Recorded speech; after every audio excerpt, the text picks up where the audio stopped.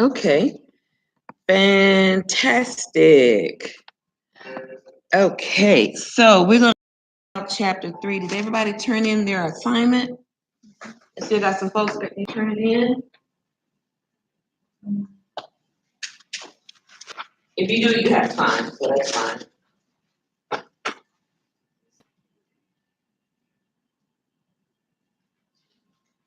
think I'm getting a finger blister too. Feel it.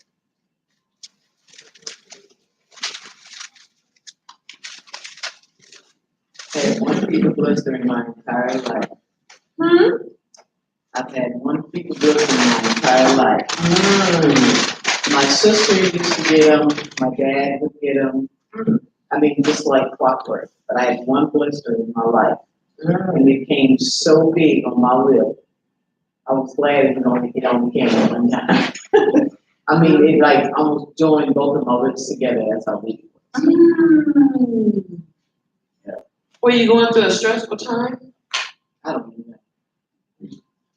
I don't even know. It happens like that. Yeah. Yeah. When you're going through a lot of stress, because I know when I go through a lot of stress, I tend to clench my teeth and run at night, and my husband will be like, "Who are you fighting when you're asleep? Who are you fighting?"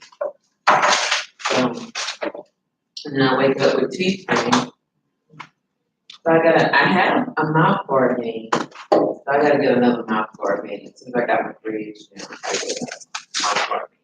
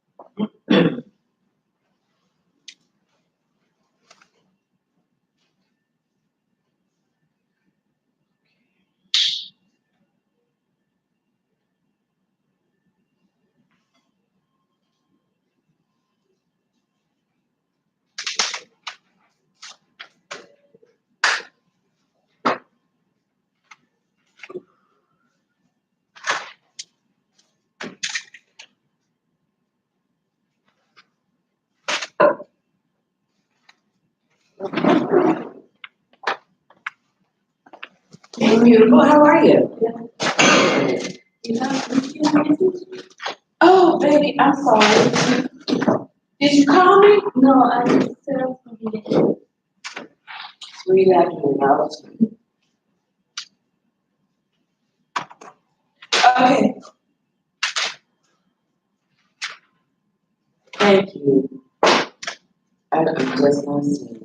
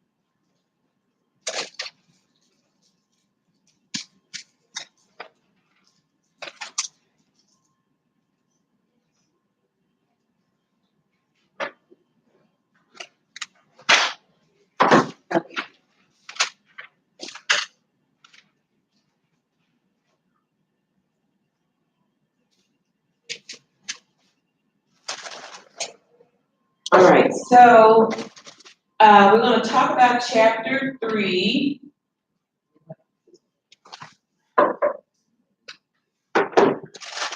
And this one here. this right here. I'm gonna bring this back over here. That way I can go with the information.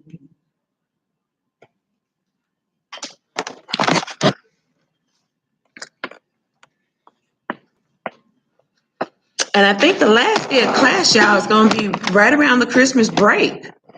The day before. Okay, that was the hardest of all chemo that I had to take. Okay, I don't know the proper medication name for it, but they call it the red devil because it is red when it goes in that IV drip and comes down, you know, and it has a very strong, like an overpowered 20 sweet and lows and 2 ounces of water. It tastes that pungent of sweet to me. Okay. And I like sweets, but not that deep. Okay, not like that. And it messes with your olfactory senses, your nose and your taste. I couldn't eat with silverware. Everything I ate with was plasticware because I could taste the metal. And honey, it could be in the dishwasher 5, 6 times. I mean, and I've done that because just get you some plasticware, get you some nice plasticware, and you know, and just and it made me feel a lot better. But I could just taste the metal. Okay. It got worse with smells. My refrigerator, I keep a. It just kind of bothered my head. I've always been like this since a child. Clean, clean, clean, clean. Now it's kind of like, my house is all right. You know, but my refrigerator, I don't know what it is. It's got to be clean. My pantry has got to be organized. It's just like that for me. I can't stand junky refrigerators. I just can't stand that. And it's like no matter how much I open up that refrigerator door, it still smelled like something was wrong. And I had like 6 boxes of Arm & Hammer in the refrigerator. I had like maybe 3 boxes of Arm & Hammer in my freezer, and it just. And then we even ordered the appliance man to come in and say something's wrong with this refrigerator. Something's wrong with it. No ma'am, no ma'am, no ma'am. And it, you know, I had my cleaning lady. She would help explain. She's so sweet. I have her in my life. I still do. She remembers all that I've been through. So she's been with me for 6 years now. And she said, ma'am, it's okay. It's you. I said, okay. I trust her. So every time, so when I would go to the refrigerator, I have to like wear a mask and just hold my breath and not smell it. I couldn't stand bacon. I couldn't stand onions. As much as I love salmon, I couldn't stand that. There's this soap made by Soft Soap. It has watermelon and cucumber. It used to smell so nice to me. And I had to tell my mom, and I'm like, Mom, I'm not trying to run your house. Could you please, when I come visit, could you please just have some regular Ivory soap? I can't stand to wash my hands with it because it smelled like chemo, and it still bothers me like that. So it's like, ugh. So if you ever want to get an idea, it's that Soft Soap with that watermelon and cucumber. It smells like chemo to me. Now I love bacon, I love onions and salmon. It took me a while to get that back. But that Soft Soap, I can't stand it. I can't My aunt had colon cancer. Mm. She got colon cancer when she was 7. Mm. And she, so she started going through the chemo, and she never got back that sense of taste. Yeah. I mean, the only thing she could eat was oatmeal. I mean, she never got back that sense of taste at all. I mean, because everything just tastes like chemo. How long is she still surviving? No. Oh, I'm sorry. Yeah, every now and then I'll get a drift where it's like, God, I can't taste this, And then sometimes I'll have regular tea with no sweet. Just give me regular tea. I don't want no sweet, no nothing, just regular.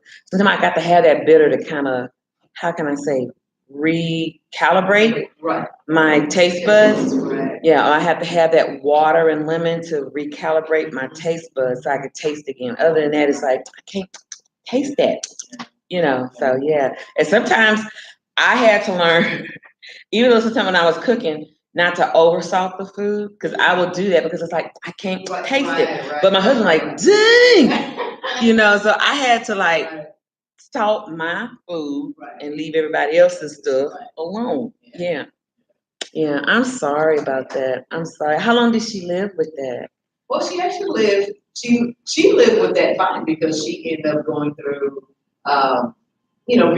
remission and everything. But I think it was Alzheimer's that actually took her out.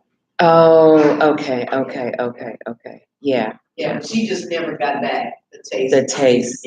Yeah. It affects everybody differently. Yeah. It affects everybody differently. I know mine's come and go every now and then. So it's like we go out to eat and I'm like, no, just regular tea, no sweet tea, no, just I got to recalibrate because I'm not tasting. Yeah. Mm-hmm. Bless her heart. Bless her heart. Thank you for sharing. Okay, so a letter of medical necessity. There should be one in y'all's book, how to do that.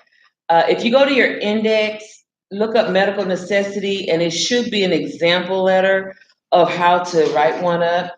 And again, for me, I have to do that. It's because chemo, especially if you're still on chemo, and then not only that, but you could take high blood pressure medicine, diabetes, things of that nature.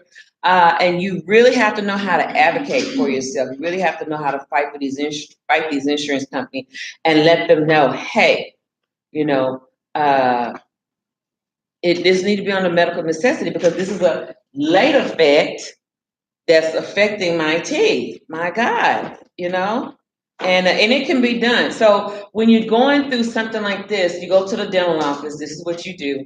You have to get to the dental office to explain what types of dental work you're having. Once they explain what type of dental work you're having, then they have to record that we know that the patient takes XYZ medications, and we advise the patient that this is causing her dry mouth, or this is causing her decay, and then we're helping, or we're insisting to endorse with the patient that the medical side of this should be paying this. Okay, so let me paint that picture what I mean. So you have dental insurance, and dental insurance to me is just not enough. And then you have medical insurance, right? Okay, so medical insurance covers $1 million.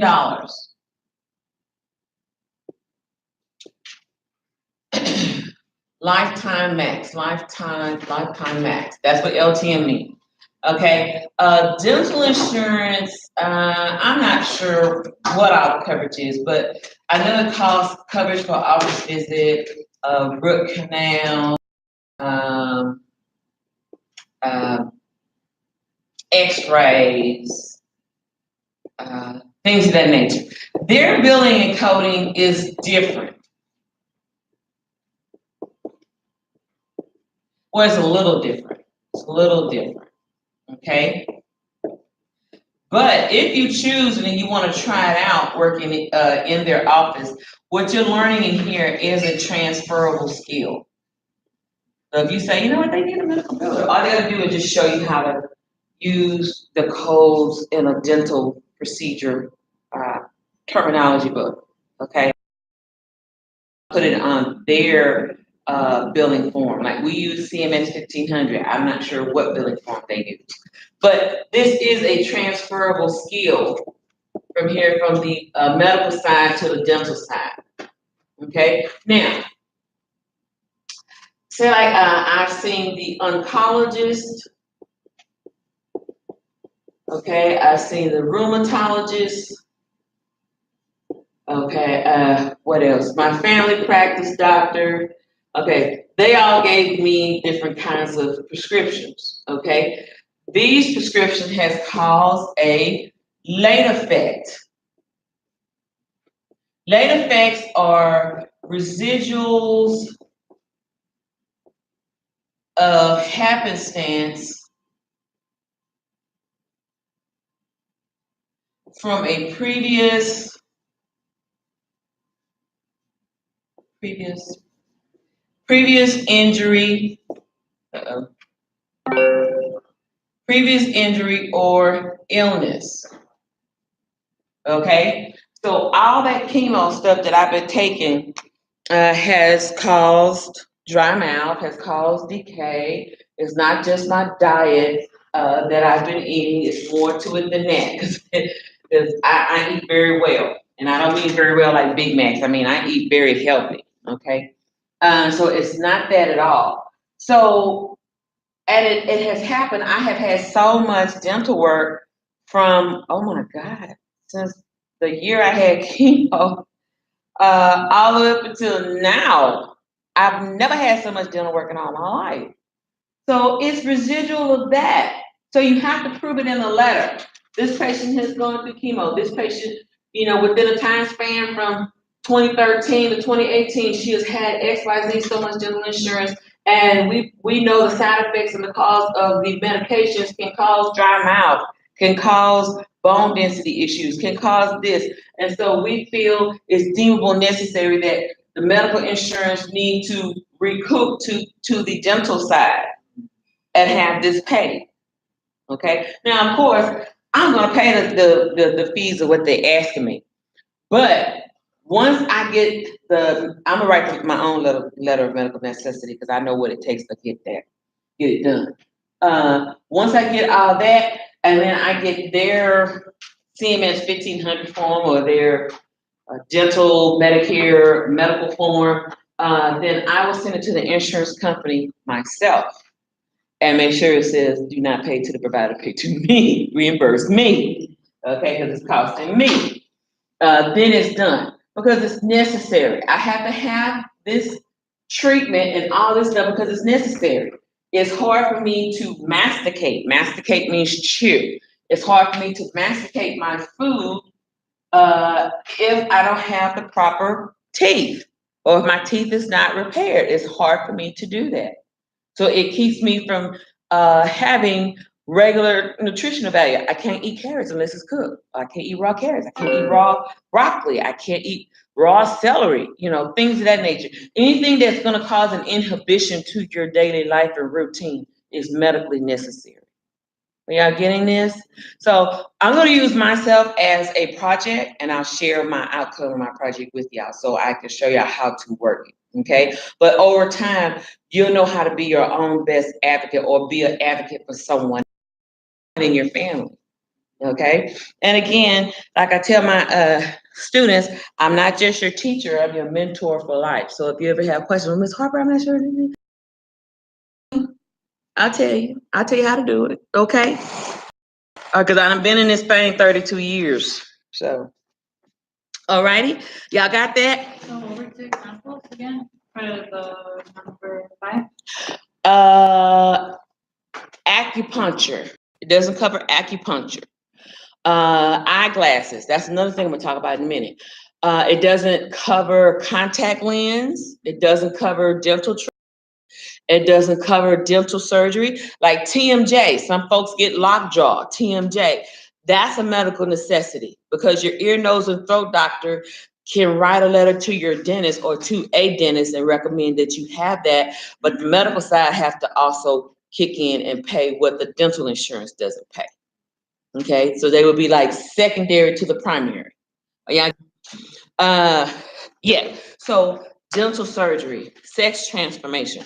California, other states that are big on same-sex marriages and transformations, their policies are written different. It's written different according to the states.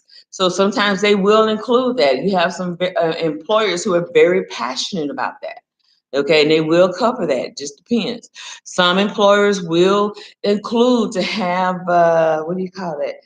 In vitro fertilization covered as a benefit because they believe in family, and some of them won't. So it just depends. You have to check with the your employer and what all they're covering. Okay. Now let me get back on the contact lens part. Sometimes you may have where your eyes need to have contact lens. Okay, for the betterment of your vision, or for the betterment of making your focus a lot healthier. There are some extreme cases, rare cases like that, where you have to have an implant of a contact lens of some sort. That you can do. You know someone like that? Okay, what was this? My cousin in high school, him and his first cousin, they used to live together. Okay, And with his parents. okay. And the air pump for a tire. Yeah. The cousin, he was just messing around, just tossing the thing around like this, Oh. and it malfunctioned. Oh. It came apart, slit his cousin's eye, and numerous of surgeries or whatever. But now he's legally blind in that one eye. But he has a contact lens that was implanted, but still he's legally blind. Yeah, yeah. So he's legally blind, so he can see maybe images. Yeah, images, but as far as just images, but not like a full focus, clear focus. Yeah. Yeah. So that is a one of those carve outs, one of those necessities that he has to have that for the betterment of his life, even though he's still deemed as legally blind. But it does give him some sort of vision. Yeah. And necessary. Yeah. Wow, thank you for sharing that. That's right on time. Right on time. Yeah.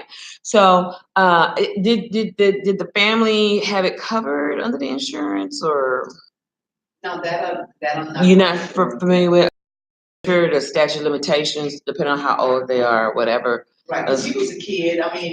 Like in the ninth grade or something like that. Yeah. But the upside of that is this just lets you know that nothing stood in his way of his goals. He is one of the writers for Channel 13.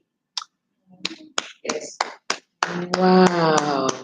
Wow. He's one of the writers for Channel 13. Wow. Some of the shows on Channel 13. Yeah. Wow. Wow.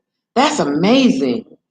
That is amazing. So does he use like Braille or some sort of No. Okay. That is amazing. Sometimes a weakness of some like that will help you become more greater in that area. Right. Yeah. Mm-hmm. Yeah. Oh wow. It's like kind of like Ray Charles. Right. Exactly. When he became blind, it just made him a better seer. He could just tell if a woman was how she looked according to their wrist. I don't know how that man knew that. Right. He could hear a hummingbird, and everybody's like, "How did you hear that?" It just made his other senses a lot more stronger. That is amazing. Thank you for sharing that. That is amazing. I'm very happy for him. He didn't let that stop him. Yeah. Didn't let that stop him at all. That's a champion. Amen. So that's what I mean by that. So again, you have to know how to write a letter of medical necessity, how to advocate, how to get copies of labs and progress notes and things of that nature to prove that yes, this is necessary. You need to pay this. Okay. Now you can't always guarantee that to a patient, but just tell them, let's try. Let's see what we can do, and let's keep trying. Sometimes the utilization review department, where the physician and nurses are that help make those decisions for surgeries and things of that nature, they may say, okay, the proof is out here, and okay, yeah, we'll go ahead and pay it. Those small carve outs that a lot of folks don't know about, that is possible, very possible. Mm-hmm. Very good. Okay, anybody else have anything else? What does that say on the board? I'm sorry. Under late effects. On the late effects? Yeah. Oh, residuals of happenstances. happenstance, sorry, from, previous, yeah, from previous injury or illness. And happenstances, that's plural. Okay, from previous illness or injury. Got it? I know my handwriting is not always the best. Okay, number 6. Under the healthcare reform legislation 2010, health plans must allow employees to keep their children on their plans until the children are 26 years old. Must allow employees to keep their children on their insurance plans until they're 26. That's optional, you guys, okay? And let me tell you how that works. It works either if the child is in school, and they can show that they're a part-time, half-time, or full-time student, or they're unemployed. Now, once that child or that dependent, if you will, because they're over 18, gets a job and they have insurance, they can get their own insurance and mom and dad can take them off. But they have to have a letter or something from that child's or that dependent's job to say they now have their own insurance policy. We don't have to pay for them anymore. Okay, the parents just can't take you off. They got to show proof because now we got the new healthcare reform. If you don't have coverage, you'll get what? Penalized. Okay, $1. That's right. That's right. Mm-hmm. Okay. Used to be up until the age of 22, but now they're finding that a lot of kids don't finish school on time. You know, till they're 24, 25 years old. Sometimes they get their master's or their PhD up until 26, and mom and dad is just going to take care of them until they get it all done, you know, which I think is great. Okay, number 7. I'm just going to call out the answers, guys, for the sake of time. Pre-certification. 8 is pre-authorization. 9 is predetermination. 10. A is take out insurance through a group plan. B, pay the premium on an individual basis. C, enroll in a prepaid health plan. 11, A, manual claim submission on the revised CMS 1500 form. B, electronic claims transmitted from in-office computers. C, contracting with an outside service bureau to prepare and transmit electronic claims on behalf of the healthcare provider's office. D, direct data entry into the payer's system. 12, assignment of benefits. 13, A is encounter form. B is transaction slip. C is charge slip. D is fee ticket. E is routing form. F is multipurpose billing form. G is patient service slip. H is super bill. Where are those? Yeah, I was just about to ask. I didn't find it anywhere. You didn't find it anywhere in there? I Okay. just had 2, which was the super bill and in-account form. What was number 13? Let me read. Let's see. I have to go through chapter 3 and sift through and find it. Put a note somewhere on there, somebody, and then I come back. 13 says a patient service slip personalized to the practice of the physician and use a communications billing tool during routing of the patient is known as, encounter form, transaction slip, charge slip, fee ticket, routing form, multi-purpose billing form, patient service slip, and super bill. So just put a note right there for 13, and I'll have to go through it, the book, and find it. Multi-purpose billing form. Mm-hmm. Okay, 14. A is digitized signature.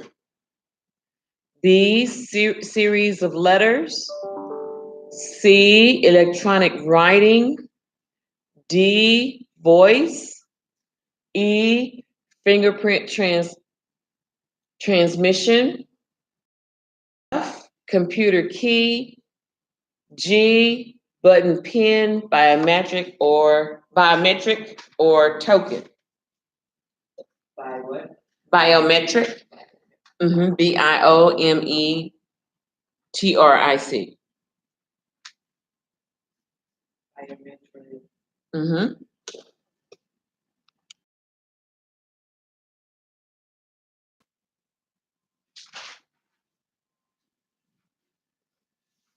$15 is electronic funds transfer. Electronic funds transfer. 16. Let's see here. Let's look at the 16. Okay, 16 has mix or match, so I'm just going to call them out.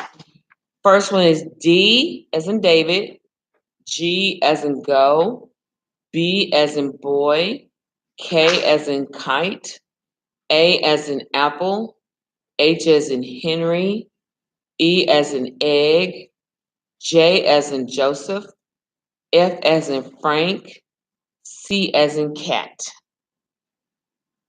Any? No, yeah. One who belongs to an insurance plan? Carrier. C. No. No, it's one left. You have Oh. one left. I have one left? One who belongs to the insurance plan. Okay.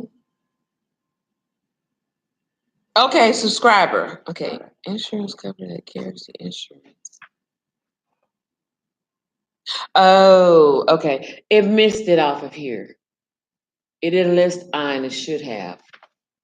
Thank y'all. Okay, multiple choice. I'm just gonna call out 17 through 22. C as in cat, B as in boy, C as in cat, C as in cat, D as in David, B as in boy.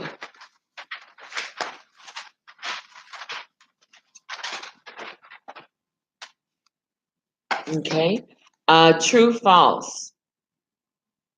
False, true, true, false, false.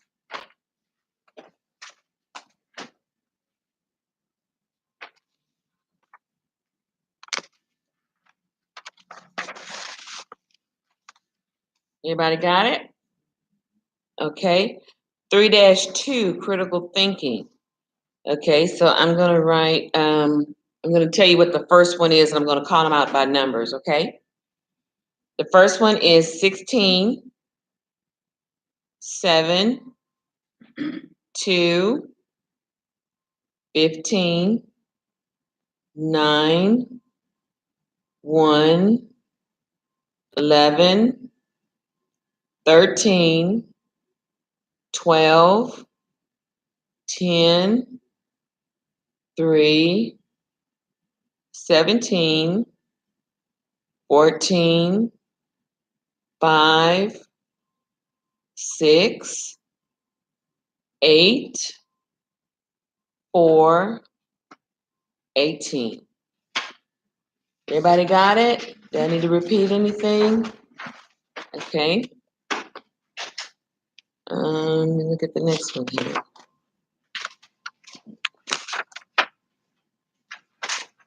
Three dash 3. Let's see here. Okay. One is blanket contract. Oh, wait. Explain the difference. Okay. Blanket contract is a comprehensive group insurance coverage through a plan sponsored by a professional organization to which an individual is a member. You know, I got something different? Individual contract, an insurance plan issued to an individual and dependents. number 2. Who wants to read number 2? Okay. Explain the difference between participating provider and non-participating provider for the following. A commercial insurance company or managed care plan for participating provider. A physician who participates with HMO. Mm-hmm.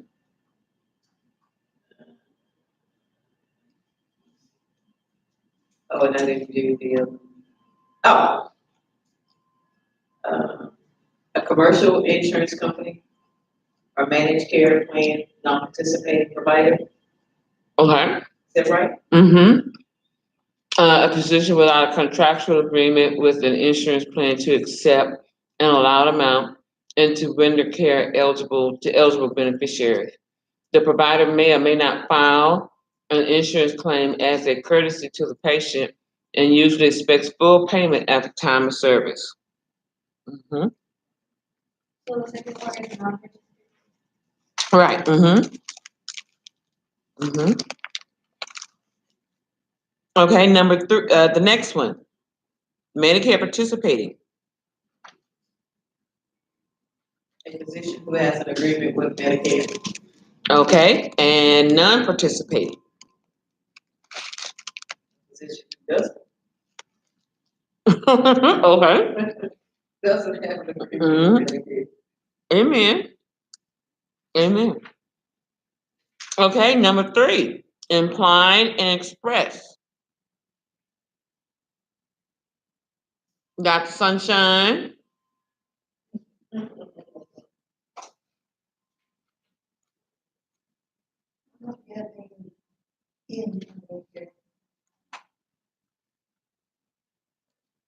Ileana. Okay, okay. You have it? Okay, go ahead, Miss Allison. A contract between physician and patient, non-manifested by words.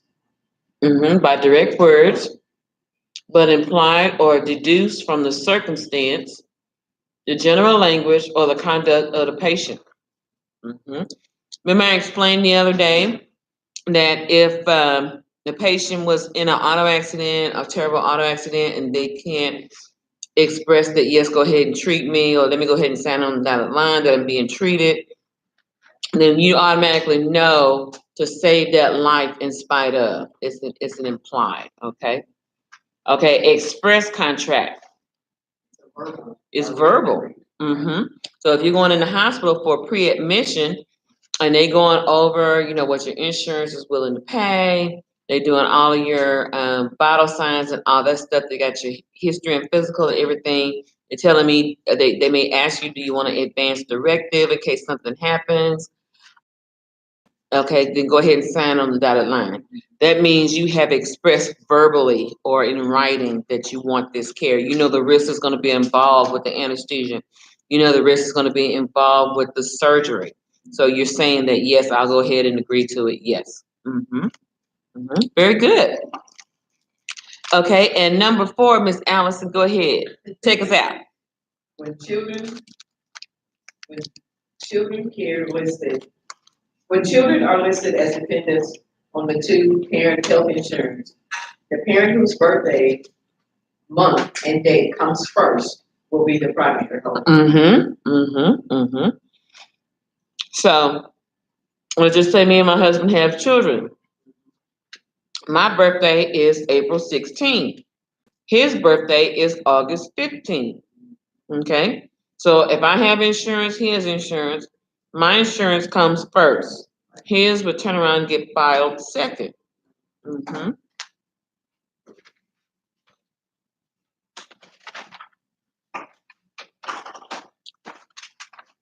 Okay, 3-4. Let's see here.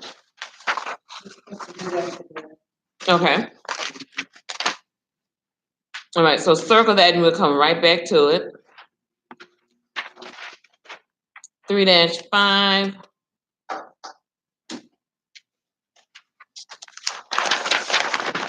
Uh-oh. 3-5. Okay, so the name of the patient covered by the policy is Mm-hmm. Number 2, the birthday. I'm sorry, effective date.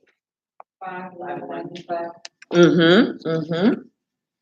Mm-hmm. Number 3. Telephone number 800-274-7767. Mm-hmm. Number 4. Blue Cross Blue Shield. Mm-hmm. Number 5. Wait, no. Number 4 is Blue Cross of California and Cal Health Plans. P.O. Box 9072, Oxnard, California 93031-9072. Everybody got it? Claims and inquiries. Mm, It says claims and inquiries, and it says PO box, what you just read. okay, yes. Okay, number 5. Telephone number call for provider access is 800-810. very good. Number 6. What's the answer? PPO. And PPO means what?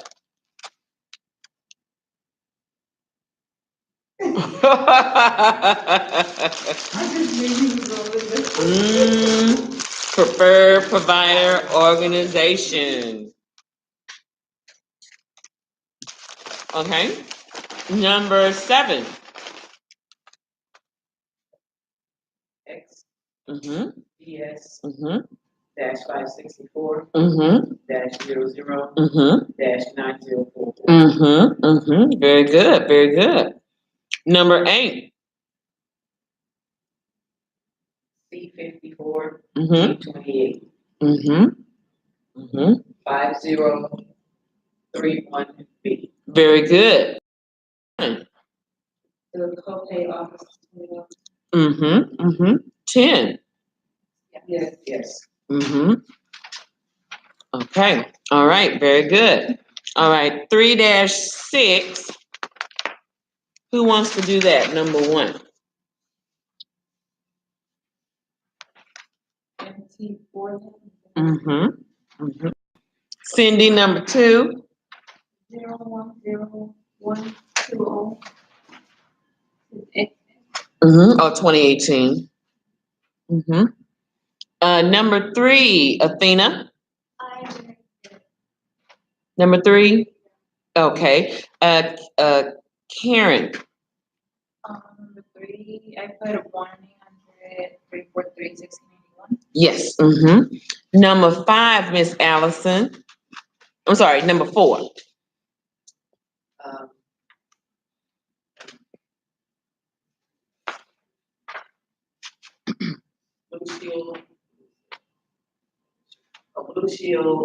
Blue Shield of California. Very good. Rossi. Number 5. PPO. No.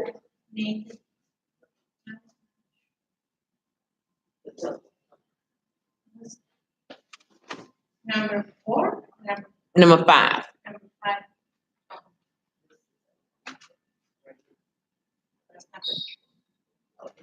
Yeah, the telephone. That's it. 800-331-2001. Yes. Ileana. Number 6. PPO. Very good. Gabriel. Number 7. AJC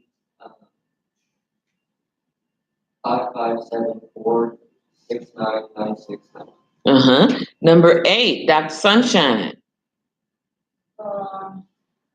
000101. Okay. Kanisha. Number 9. I don't have one. Okay. Cindy. Number 9. There wasn't one listed. Okay, so the answer is none listed. Very Oh, good. okay, I just said, I read all the farm communities. Yeah, so just put none listed, or you could put N/A non-applicable. Mm-hmm. Okay, and Athena, number 10. Very good, very good. Okay, 3-7.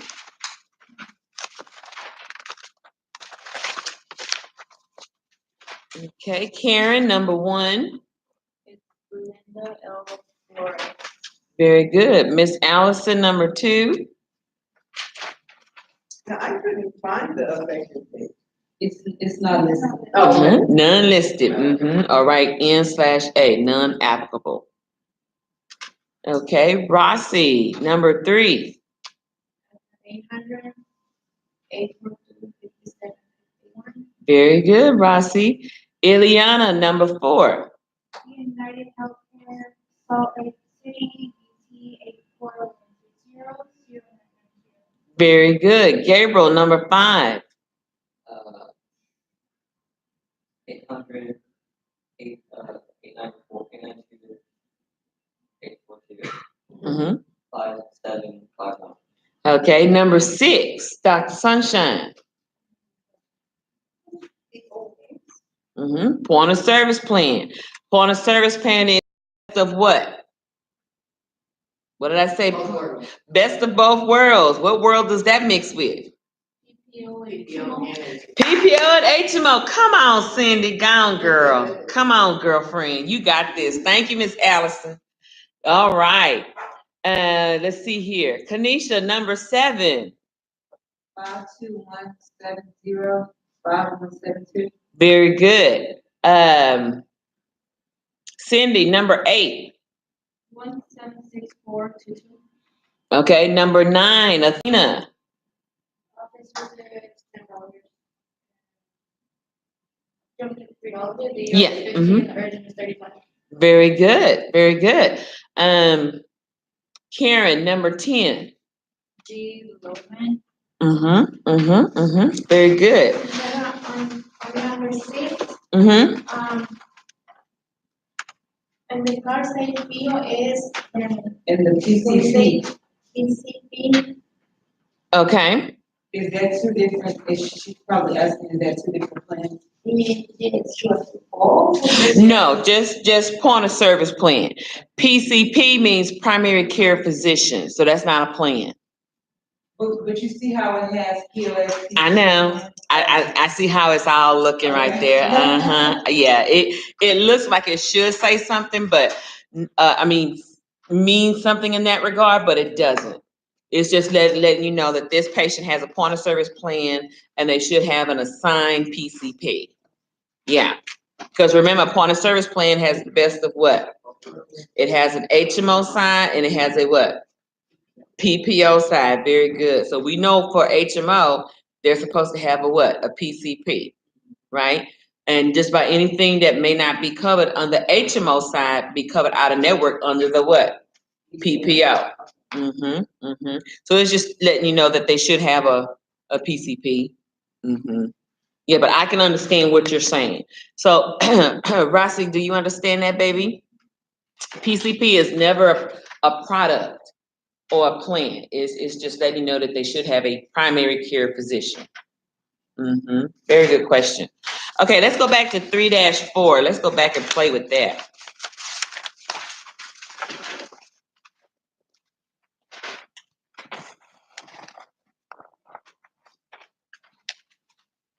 Okay, so I'm gonna erase this off the board. Can I go ahead and do that, guys?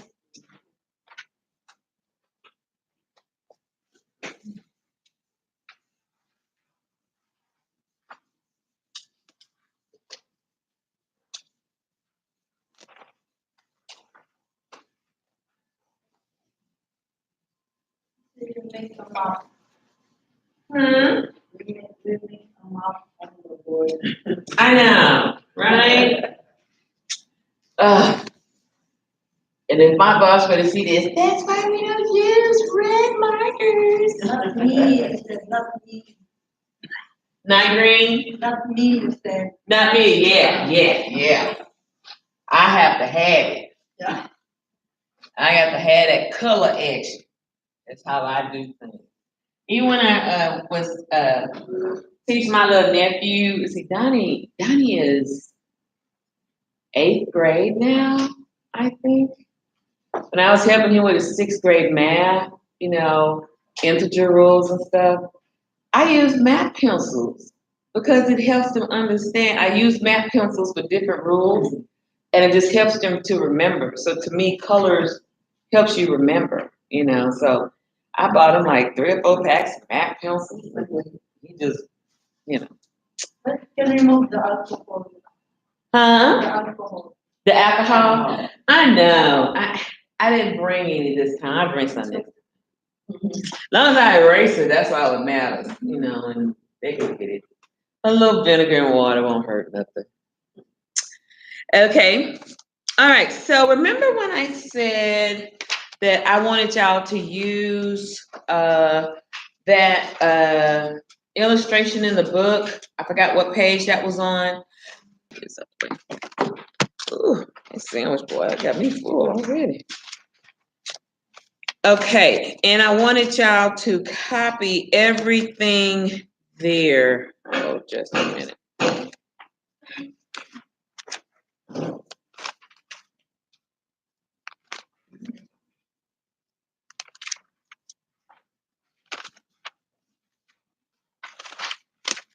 Okay, and so this is a financial statement, financial record.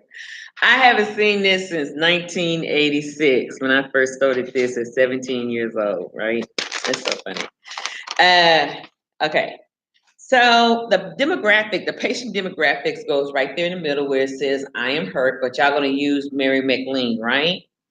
And the demographic information. Now, I'm not sure if it gave you her address or not, but if you made up one, perfect.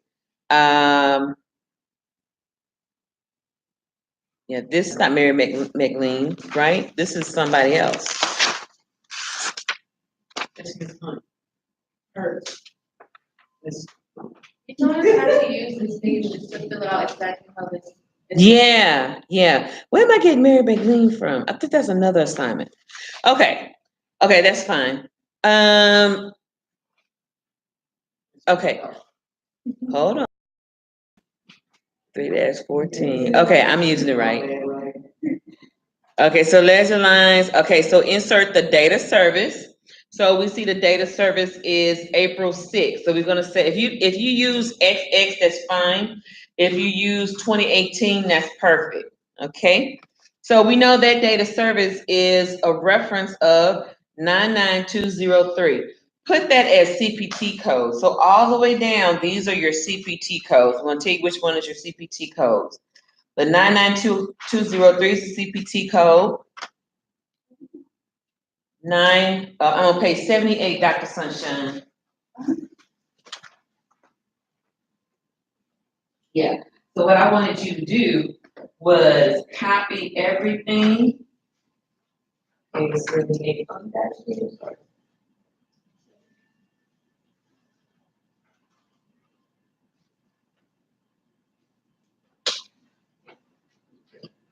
Copy everything that's on here to this page. The only difference is that, you're gonna use that. 99203 is a CPT code.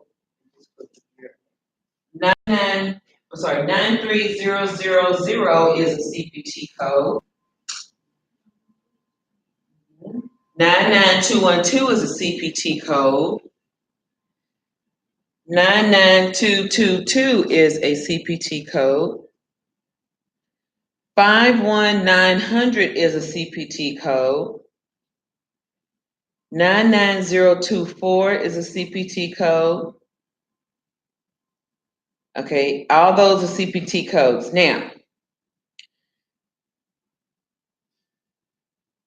on the description, going from 99203 to 99024, it tells you what those CPT codes mean. When I teach you all how to use the CPT book, you'll understand it. Okay? I'm just trying to interpret what this sheet is all about. Now, looking at May 30th, that should be May 30th, 2018. April 6th through May 15th, that's a whole month of an EOB statement. Bill Prudential Insurance Company, okay? So the insurance claim was submitted, listing dates of service bill. So that's from the medical biller. So look at that line where it says May 30th, 2018.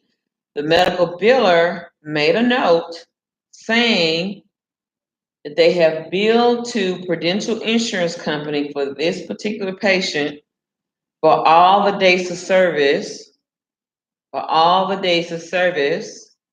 of April 6th through May 15, 2018. So that's like about 6 weeks of billing. Okay. Now, on July 3rd, 2018, a check came in the mail from Prudential, check number 7421. Came in the mail, and it's by ROA Prudential Insurance Company. Okay. Now, they $980.30. Okay. Now, I want y'all to go back, look at the charges where it says credit payments and balance forward and adjustments and balance. There's charges for each CPT code, the 99203, the 93000, the 99212, the 99222, the 5190. All those are billable charges, okay? For the HV, there was a no charge, okay? Now it says for number 5, payment from insurance company received on account listing a check number. Prudential paid 80% of the allowed amount, 1225.37. Okay? Now, there's a discharge discharge for 99024, and that's a no charge. It says number 3, surgery services after surgery posted as no charge is included in the surgical package. Make a note right there by number 3. When it's included in the surgery package, sometimes that's known as global costs. We'll talk about bundling and unbundling eventually, but that's known as a global cost. Okay? You have a question, Athena? Yeah. Okay. So number 3, right here. And you see how it's pointing down to what number 3 means for the hold on. The 9 wait.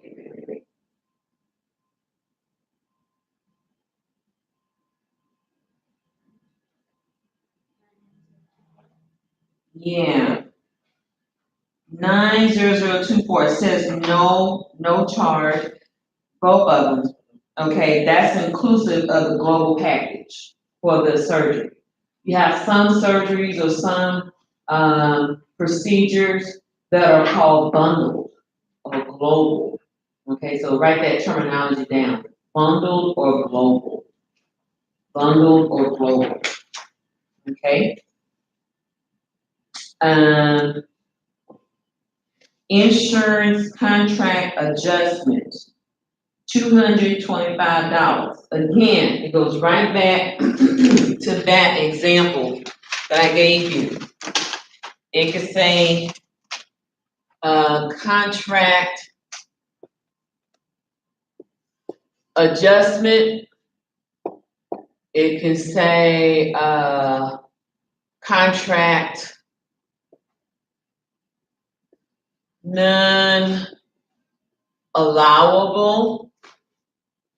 It can say discount amount.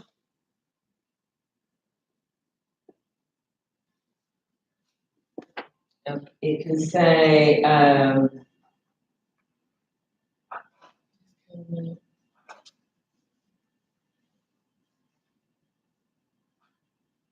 Non-negotiable.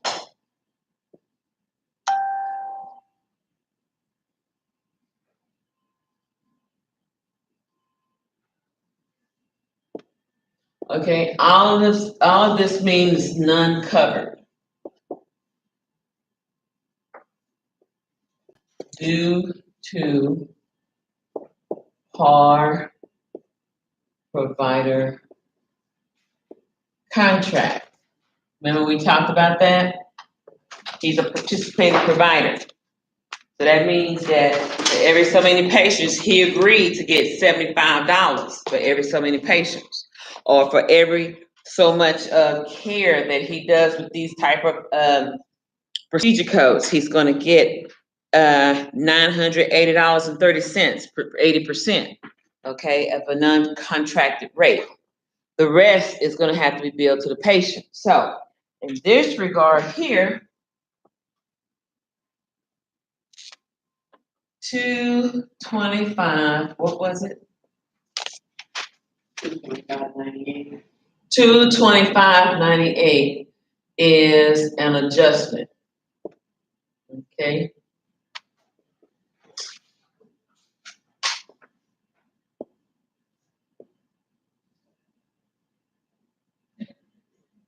Not paid by the insurance company. Yeah, because they didn't have enough lines. Yeah. Okay. This means that the patient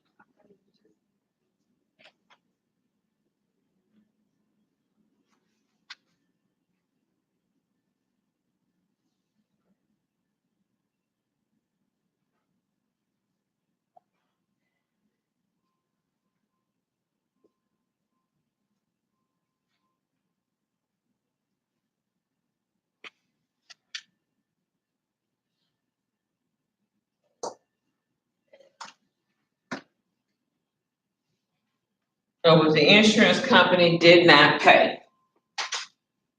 Okay, even though the patient may have very well paid their 20% upfront, the insurance company had that right to say, okay, we're gonna pay 80%, but it's gonna be 80% of this amount. Okay, and I'm gonna give y'all a good example about what that means.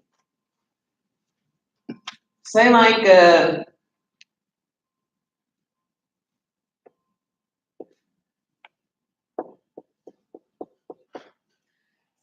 a global surgery, XX means surgery, global surgery package is $1,200. Okay? So what is 20% of $1,200? Anybody figure that out on their calculator?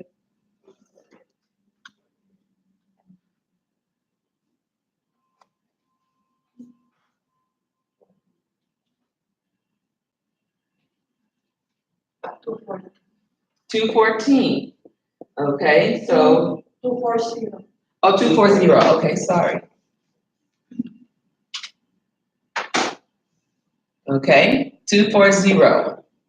Okay, this is the 20% paid by the patient. 20% paid by the patient. Okay, so now we're going to say $1,200 minus 240. What is that? 970. 970. Not 960. Oh, 960? 960. Okay, so 960. Okay, 960% paid by the insurance company. What is, this is math number one, problem number one, now this is problem number two. What is 80% of 960? 760. Okay, hold on. 760. 768? Yeah. Okay, 768. Okay, so $768 is paid to the provider.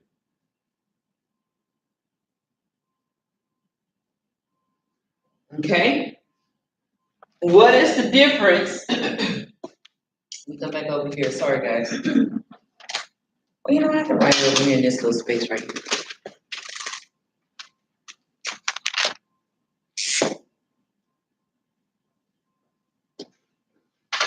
What is the difference between 960 and 768? What is the difference between the two?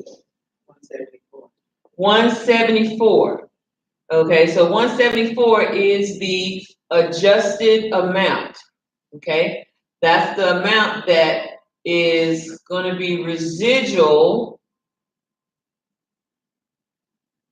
to bill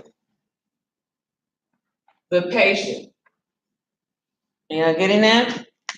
They're not going to say because 240 minus 1200 leaves 960, the insurance company is going to pay the 960. No, that's not how that works. They're going to pay 80% of that 960. That's how that works. Okay?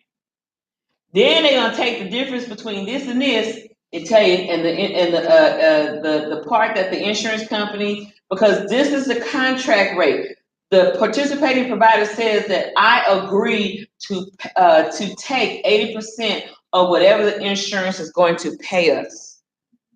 Not 80% of what's left over from the 20%. No, 80% of what's being billed to us and what's our responsibility. Okay. So they're not going to pay the doctor $960. That's not how that works. They're going to pay the doctor 80% of that $960. They're going to pay him $768. So now, when the doctor gets paid, when the doctor collects his $240, when the doctor collects his $174, when the doctor collects his $768, it's going to all check out to be $1,200. 100%. Do y'all understand that math now? Athena said, yeah, I got it. Okay, so that's how that works. So you have to explain to your patients. Sometimes you're gonna have some patients, they're gonna get blowed up mad because doggone it, remember I told y'all about how employers pay 70% of y'all benefits and y'all paying 30% every 2 weeks out your checks for those premiums. Just because you pay that premium don't make you cutie pie slide by. I'm so sorry. Okay? You still have to come out of pocket, patient responsibility. 20%. That's patient responsibility. Okay? And you still have to pay with the difference of what the insurance company is not going to pay. So once you learn how this works on a PPO side, and then you'll even interpret the HMO. Let me give you an HMO demonstration. Let me see if I can angle this a little bit more further out. Sorry.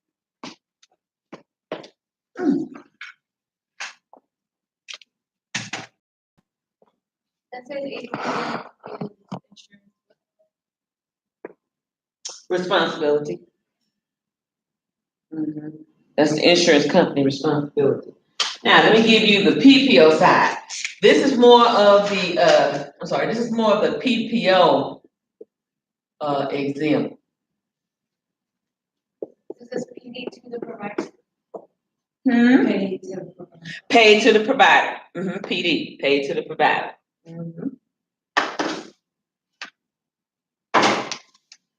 All right, now here's the HMO, how this works. Okay, now 99203. It equals up to $175. Okay. Patient responsibility is a $40 copay for a PCP. What type of doctors can be a PCP, we said? Okay, name a primary care physician. Primary care. Okay, so what kind of primary care doctor?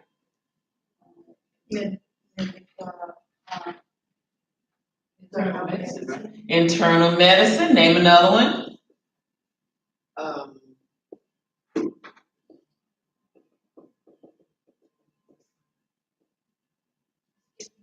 All doctors not, except for a specialist doctor.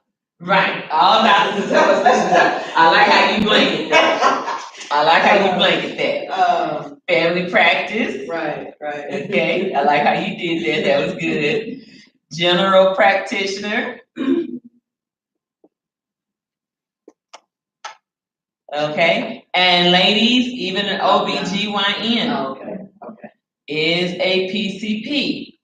Okay, he is a PCP. Now, let's just say, for example, PCPs are $40. For me, that's how they work. A specialist has a copay for specialists.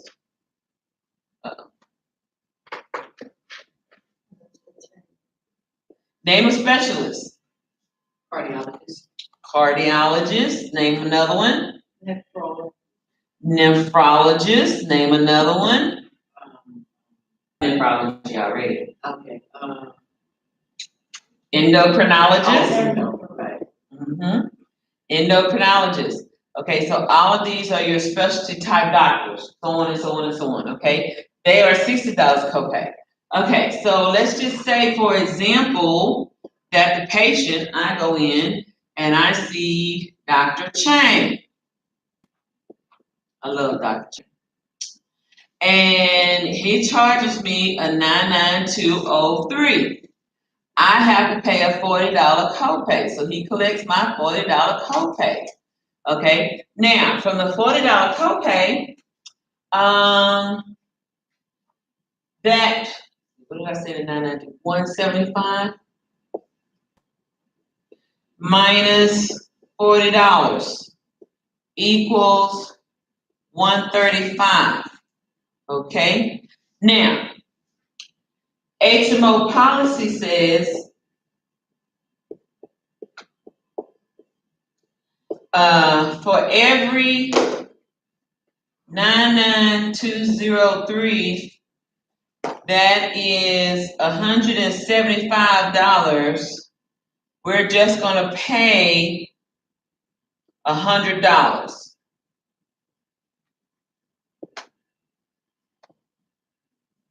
Okay, so now here it is. Patient responsibility, $40. Non-allowable,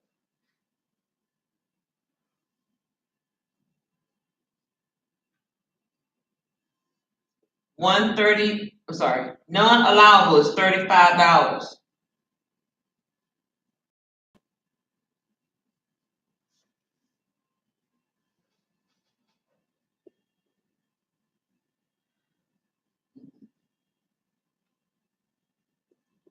Paid to provider,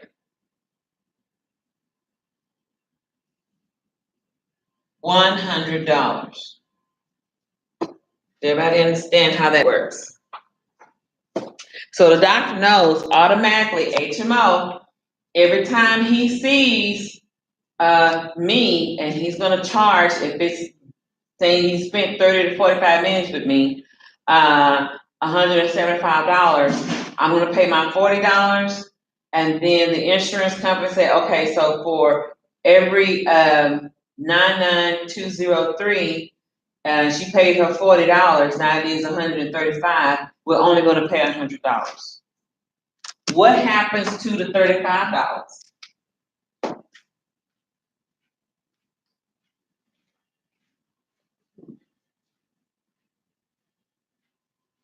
To the patient. Some bill to the patient. Greedy. Greedy. Yes, I said it. Greedy, greedy. However, HMO policy says that this should be a write-off. Write-off means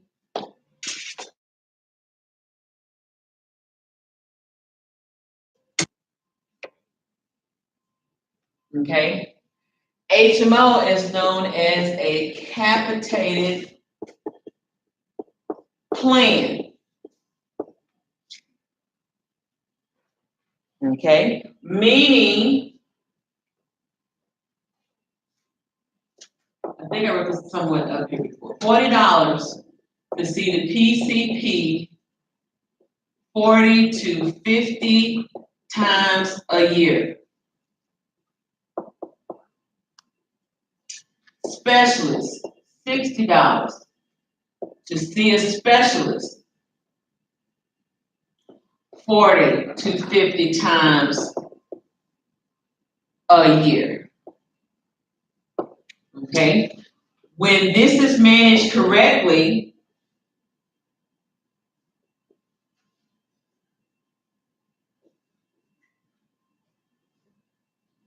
by the gatekeeper, anybody remember what gatekeeper is? Okay, your PCP. And then referred to a specialist to keep costs managed and under control of funds, then the provider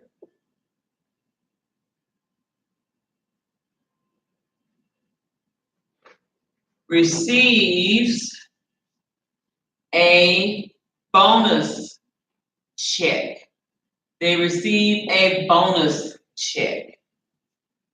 Okay, now, when I worked in the insurance industry, there was a IPA, Independent Physician Association, that I worked for, and sometimes, very, very, very rare, we would have on the commercial side, on the provider side, we had people really sick, and they would go above 40 and 50 office visits a year. Okay, that means you're very, very sick. You're very, very sick. Okay, but if the PCP, remember that illustration I gave y'all? I think it was Monday. And I told y'all about abuse and fraud and how the physician could see you, the primary care physician could see you 3 times for the same exact thing. And then all of a sudden, he should have been referred you about the second or third time. Really, about the second time, he should have been referred you to a specialist. Okay? Instead of keeping you coming back to him 3 and 4 times. Got it? Okay. So if that primary care doctor can do all what he can do for you within the first to 3 visits, then he has managed your care well. He's tried all kind of methods of healing remedies, healing plans, and now he's referring you out. Because it costs the insurance company more money to pay out to the specialist than it does to pay to a PCP. Y'all got that? So they have to manage your care in the office. They have to keep you within the parameters of your house. That means you can't go outside the gate and visit somebody down the street. We got to keep you in the house. You know how them sheltered parents are. You can't go play with nobody. They got to come here and play. That's why the gate closed. We don't let y'all go outside this fence. You want to ride that bike? Ride the bike from here to the end of that fence, and then enjoy yourself. You can't go outside. Can't go outside that fence.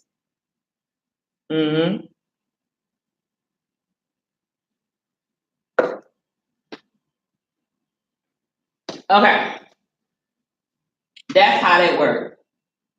Anybody have any questions? Make sure y'all understand this real good, and that's why I'm putting it on the video, like I do. So in case you have any questions, you can always refer back. And honey, those PCPs and specialists, they get nice bonus checks. Nice, real nice, and we get a little cut too. Okay, now. Insurance, okay, the 225, la la la. Okay, so the patient, okay, ROA, I forgot what that means. Patient payment check received with posted check number. Okay, so the patient was billed 245.07. Okay, and so the patient paid 245.07. All right, so let's look at the scenario. Okay. Let's see here. Do I need to make some extra sheets like this? Yeah, let me go make some extra sheets. I'll be right back. I want y'all to fill this out as we go.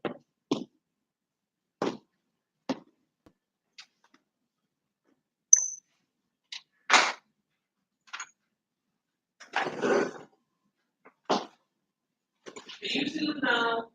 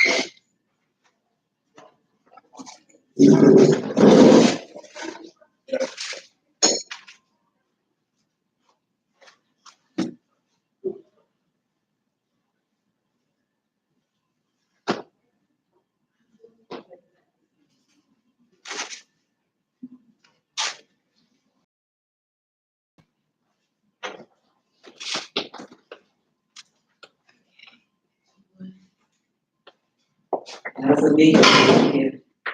They should walk around if you won't do it.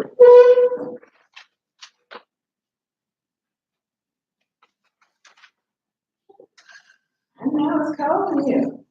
Yes, when it's cold, it's one of those. I know.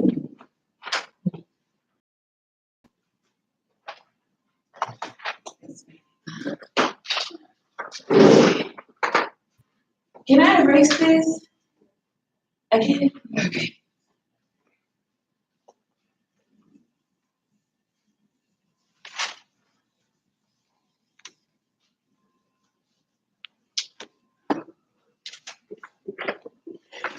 Got to get thawed out.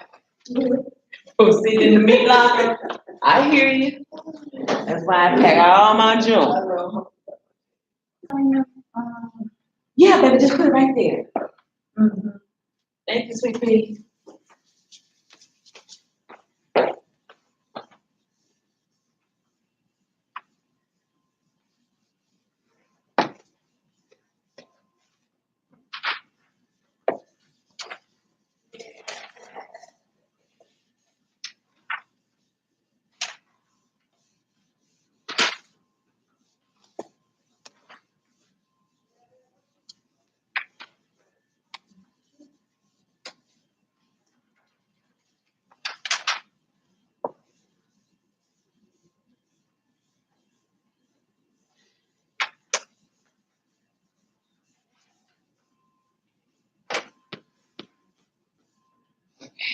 All right. Now,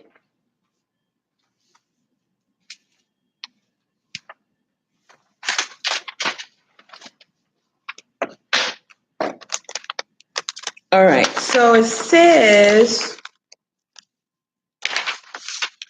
in the scenario, the new patient is Miss Carolyn Waxman, WACHSMAN, 4590 Ashton Street, Woodland Hills, XYZ 12345. So fill that out in her demographics.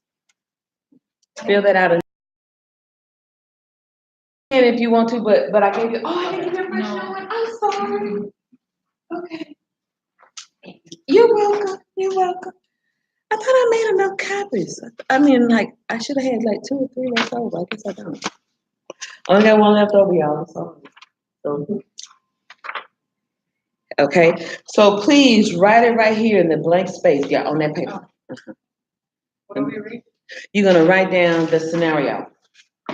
Oh, from the, yeah. You're gonna write down. Yeah. This is what you do in class right now.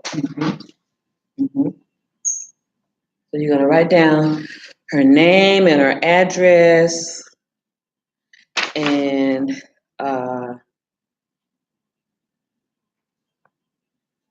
she's being seen by Dr.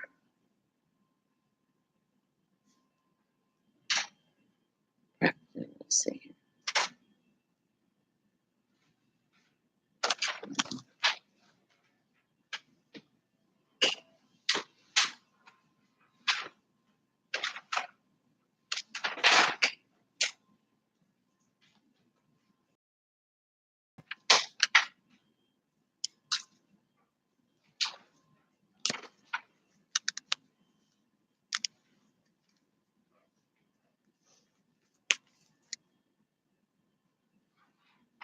Okay, seen by Dr. Preston. Her account number is 3-3. Now, a patient's account number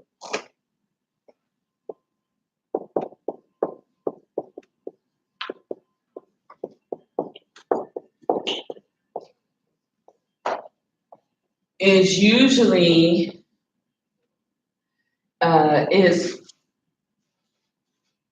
is usually their medical record number.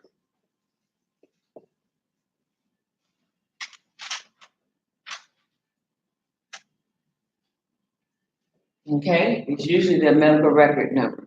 So now let me explain to you what medical records. If it is a paper-based medical record, okay, this says paper-based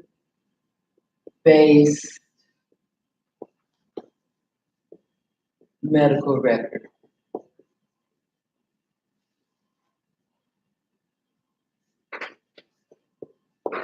Okay. Usually in a doctor's office,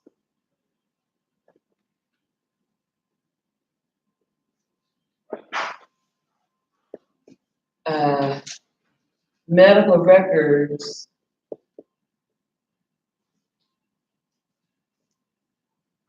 are listed, medical records are listed as alphabetical.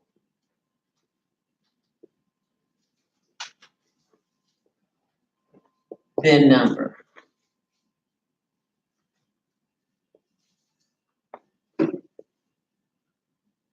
Okay, so let me give you an example.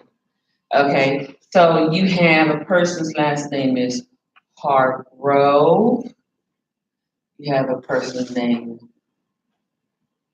Hargison.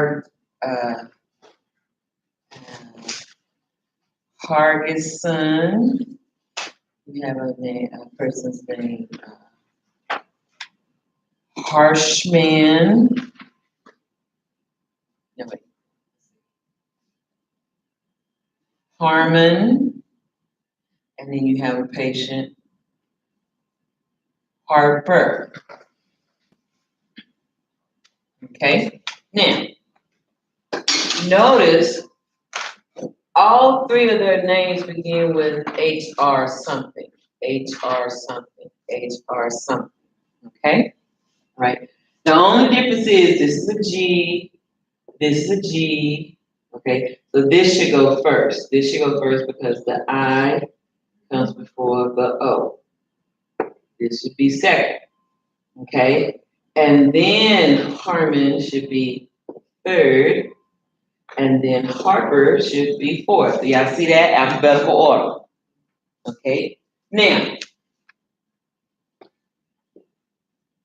if it's like this, then it's going to be HAR, if it's 3, 4.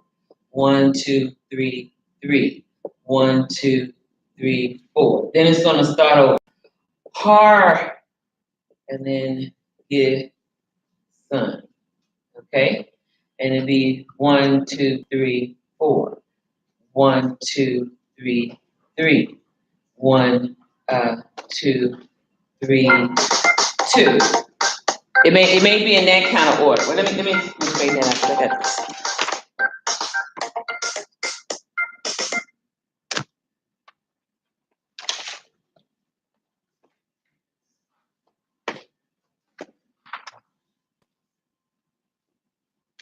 1, 2, 3. Oh yeah.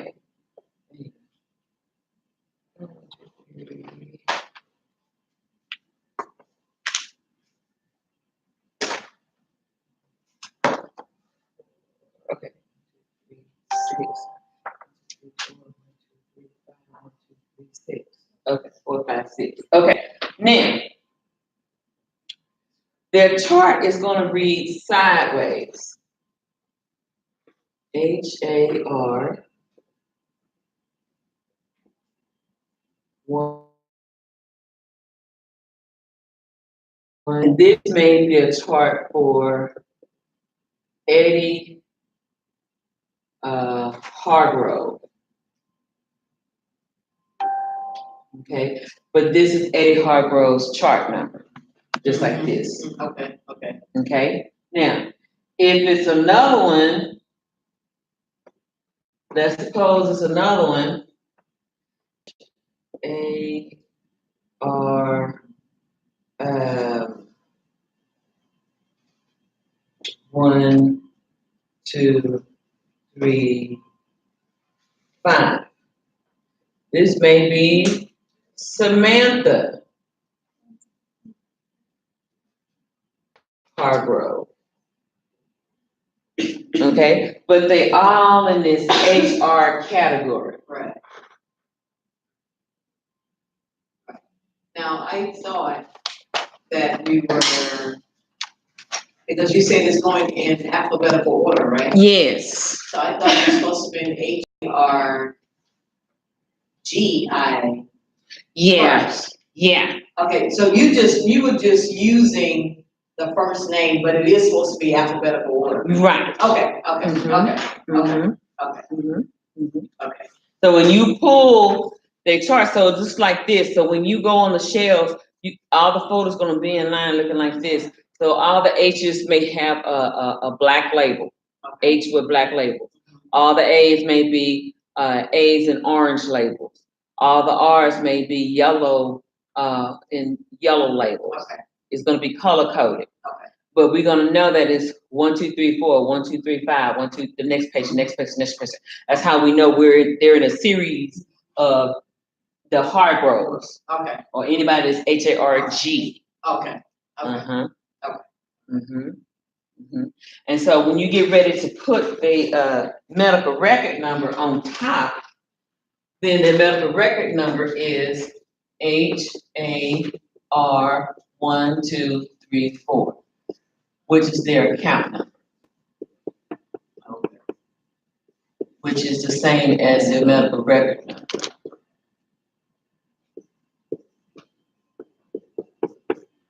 Okay, now, being that we're dealing with electronic health records in EMRs give a system generated medical record numbers. You don't have to figure it out at all. In serial order fashion. Okay? You won't ever have to worry about that. It's gonna automatically give you an electronic medical record number if you're dealing with electronic medical records. That's the difference between electronic medical records and paper-based medical records. I'm just teaching you paper-based medical records because you still have physicians my age or older who are still stuck in time. Okay, you want to throw out, sweetie? You call us, yo. Oh, do you want to use my? You sure? Okay, I'm sorry.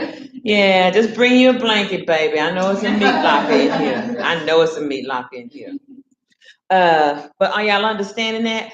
I want to be able to explain how account numbers come up to be from a medical number, so you won't ever have to worry about that.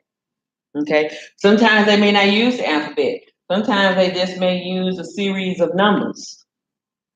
But this is how we used to do it back in 1986, 87. And really up into the 90s when I worked at Kelsey Sibo. Mm.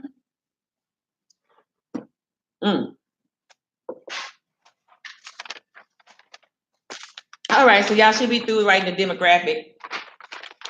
Okay, so her home telephone number, make sure you write down her home telephone number.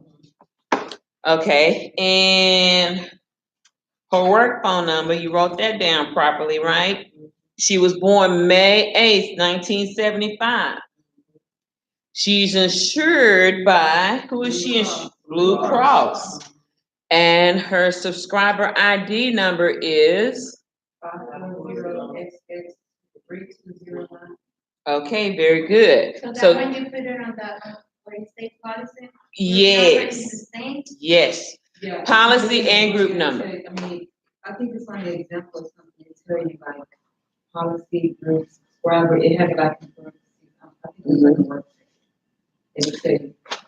Policy number is the number of the policy plan of that product for that subscriber. So you write down the policy number, the subscriber ID number, and then if it has a group number, if it tells you if it has a group number, you put / group number is 71200 or 7122. But in this instance, and it's very good you said that, Kanisha. But in this instance, it's only giving you a subscriber number. So just use that subscriber number as that policy number. Subscriber number, policy number, interchangeable, they're the same thing. The only thing that's different is the group number, okay? Let me explain to you why.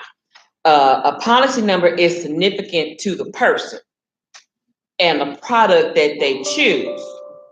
You got that? They're significant to that person. Let me write it down on the board.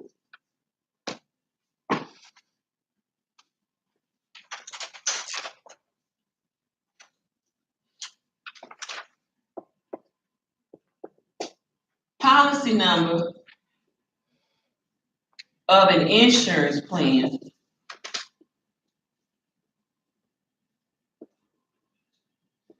is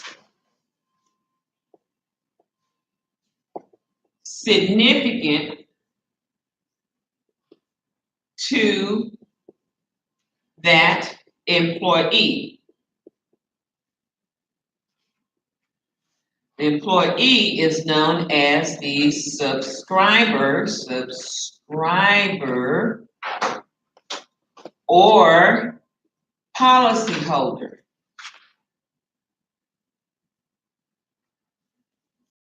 of that particular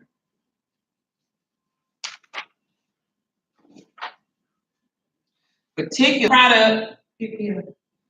Thank you, Kanisha. Give me you up on it, ain't your girlfriend? Mm-hmm. Give me an example of a plan, Kanisha.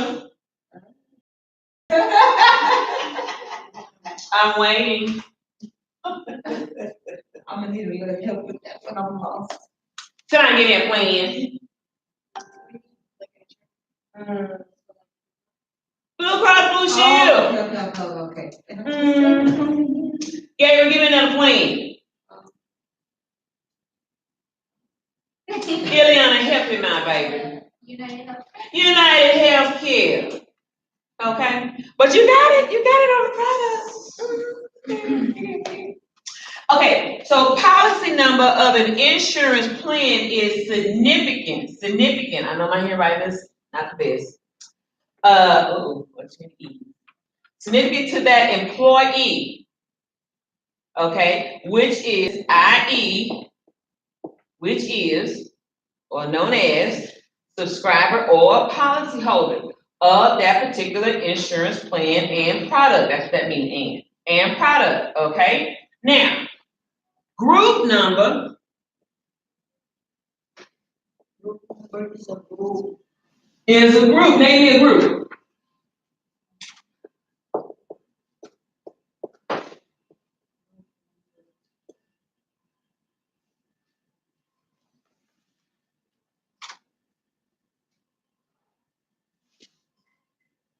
Okay, it's significant to that employer company. So let me give you an example. Okay, Emily Dickinson. We all know who Emily Dickinson is, don't we? Who is it? Who is she? She was a poet. She was a poet. Yeah, that's great. Yeah, she was a poet, like Edgar Allan Poe. Oh, right. Okay. Yeah, Paul Laurence Dunbar. Okay, so she was a poet. Okay, now let's suppose she worked for Walgreens. Okay, she worked for Walgreens. Okay, and her policy number significant to her. This is Walgreens. This means W. 4561012 1-01. 01 means that she is the policy holder. She's the policy holder. What's another name for policy holder? What's another name for policy holder? Subscriber. Very good. Just check and see if y'all looking. Okay. Subscriber. Okay. Now let's suppose she has her husband listed on here. He would be the second policy holder. Right. Well, not second policy holder. -2. Okay. Thank you, Miss Allison. -2. And let's suppose they had this is the husband. Okay. And then they have their son Timothy. Okay, Timothy is W456101221-0 3. Okay, and then they have Emma, their daughter Emma.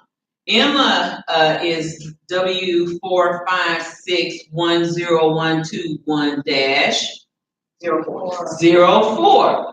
Okay, now she's the policy holder. Anytime you see the tail end of that is an 01, that means Emily is the policy holder. She works for Walgreens. Y'all got that? All right. So now Walgreens group number is 71200W3. Okay. That means it's significant to, this is a group number that's significant to Walgreens, okay? This may be significant to the region. How many regions, on the compass, how many directions do we have? On the compass? Four. So this may be in the East Coast region. W3, it could be East Coast region.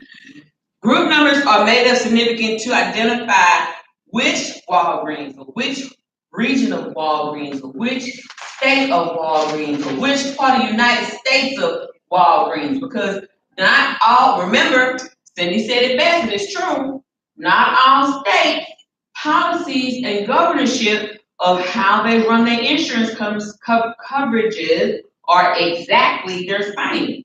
Some may run it a little differently, depending on the governorship of that state, okay? So just because it's Walgreens in Texas don't mean the coverage in Walgreens in Connecticut gonna be the same. No. They may have a blanket of all of this may be Cigna HMO. But now this is Cigna HMO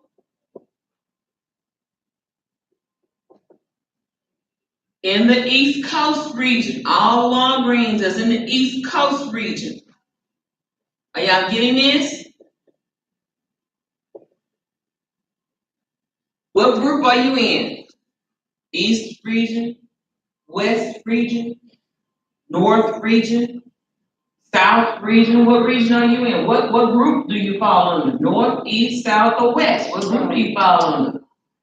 Okay, are y'all getting this? South, exactly, we're South, okay? All right, now, just because Johnny Lamb, anybody know who Johnny Lamb is? No, I don't know. She gonna quickly acknowledge that. Okay, so Daystar TV. Oh. Okay, Christian TV. I'm just using this as an example, Johnny Lamb. I'm not trying to talk about you. Okay. Now, she may have Cigna HMO. Okay. And she works for who? Daystar TV. And so her policy number may be significant. So it's going to be D4312186-01. And then her husband Marcus, which is her husband. Okay, he may be the same thing, but he has a what at the end? A 02. And then they have no kids. Okay, so you got 03, 04, 05, 06.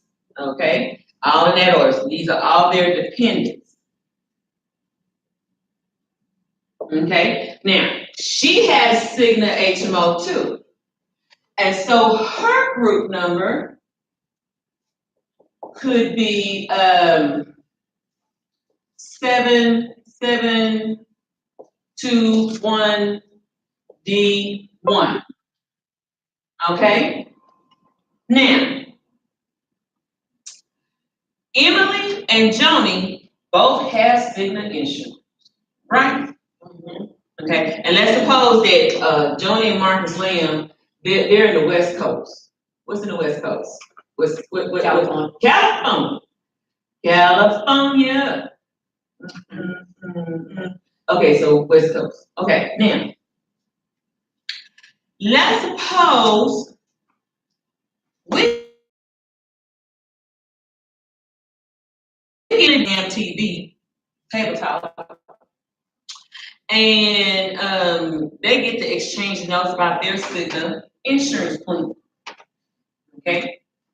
And Emily says, well, I have Cigna HMO. Joni says, I have Cigna HMO too. Well, my Cigna HMO covers in vitro fertilization. So me and my husband, we have 2 kids, but we want 1 more. So we're gonna work on 1 more baby.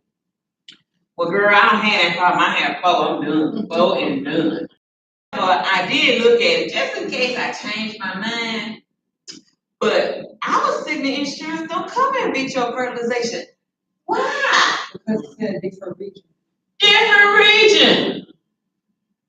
Different what type of employer? Different employer. Like for a TV station. Is there a TV station? They own it. Johnny Marks own it. They work in the TV industry. She works in a retail pharmacy industry. Are you getting that?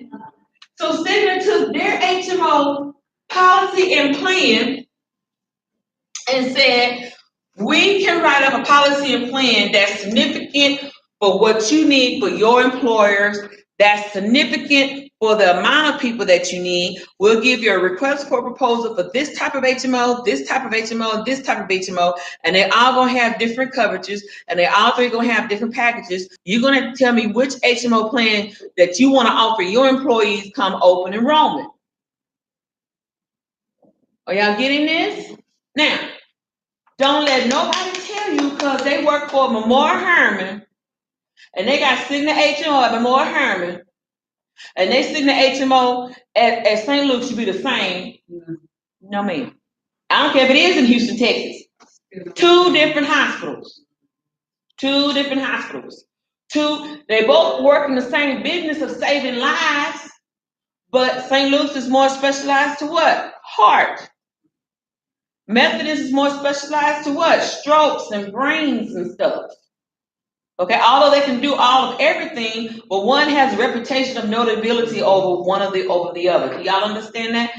I already told my husband, if I'm having a heart issue, you take me to St. Louis. Anything that I love MD Anderson. I used to work for MD Anderson. I love it. But now everybody's got their hands on practicing chemo. But I love what Methodist has done for me. Take me right back to Methodist in the medical center. Don't play with me. In the medical center. I need to go up on the 20. Dr. Polly, what's up, girl? Come. I need to come sit in your office and we need to have a conversation. They know me. Oh, they know me. But I make friends everywhere I go. That's just me.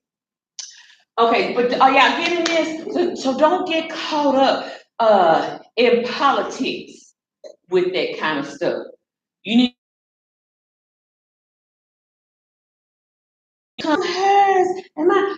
sir, ma'am, that's significant to what their employer has offered them and what they're willing to pay. Are y'all getting this? If you don't like it, you have to go back to your HR person at your job and discuss that. Okay? All right, so I had to break that down for y'all. Okay, where am I? I have a question. Yes. So the payer ID, it would be the account number? The payer ID. Okay, where is that? She's looking at her own part. Yeah, I'm looking for my mom's part. Oh, Sometimes they call me, they ask me, and I got so confused. oh, Okay, let me look at that. Okay, the payer ID. That's significant to, Medicare. Okay, that's significant to, Medicare and Medicaid. So that's saying that this is their ID numbers for the provider. When they call to verify benefits, they have to give what the payer ID number is to identify that this is the actual person using this. Payer IDs, you can use this if, well, you already have a group number. But it just, payer IDs are used for, significant person payments of the plan itself. And sometimes the pharmacies will use this payer ID too.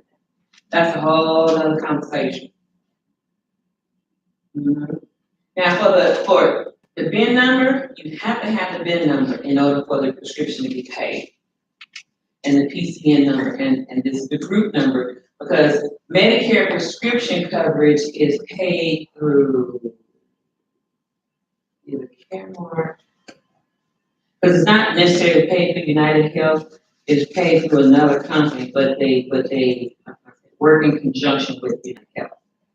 But the payer ID number, I'm glad you asked that, is there for that reason. So if the doctor's office calls and say, we have the payer ID number, you know, and they give that, and they know that's a legitimate card or a legitimate provider should be paid. But a lot of times you'll find that your pharmacies need that, plus that VIN number. The VIN number is really important, especially for your high dosage type medication. Your really expensive medication, they need that VIN number. Yeah. So yeah, you're not gonna always need that, but when you do verify for benefits, they actually, if this patient has a payer ID number, what is that, you can give that to you. Mhm. You're welcome. Okay, where we at, y'all?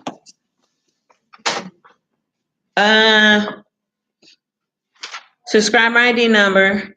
Ms. Waxman was seen on March 24. So your date of service should say March 24, 2018. That's the first line. March. Okay. Right where it says date. March 24. Okay. So for the current year for a level 3 evaluation. The 99203 is a level 3. Okay. I figured that because it said level 3. Yes. Yes. How did you figure that, girlfriend? You don't know. You just had an ink. Okay. So let me. I had already wrote it down. You had already wrote it down. Okay. So let me explain what this is. E&M. These are known as evaluation and management codes. 99201. 99202. 99203. 99204. This is level 4. This is level 3. This is what you need. This is level 2. And this is level 1. Okay? This says I spend 10 minutes. This says I spend 15 to 20 minutes. This says I spent 20 to 30 minutes. This says I spent 30 to 45 minutes. So somewhere up in here, he spent 20 to 30 minutes of patient care time. Does everybody understand? Yes. All your tell-ins are going to tell you what level of care. If you find that in a paper-based medical record that a physician writes in the SOAP notes, I spent 15, 20, 30 minutes, you already know they tell you by minutes what level of care that they spent with that patient. Those are signs, those are cues. You as a patient or you as the coder? Which side are you? Oh, as a coder. Okay. Well, as a coder, you can say that if it's documented. It has to be documented that he spent 15, 20 minutes. Now, if he wrote on there, I spent 15, 20 minutes, and sometimes you could tell based on if they ordered 3 different pathology labs and an x-ray, and the doctor noted that he gave results. Well, you pretty much know he spent well over an hour or an hour with the patient.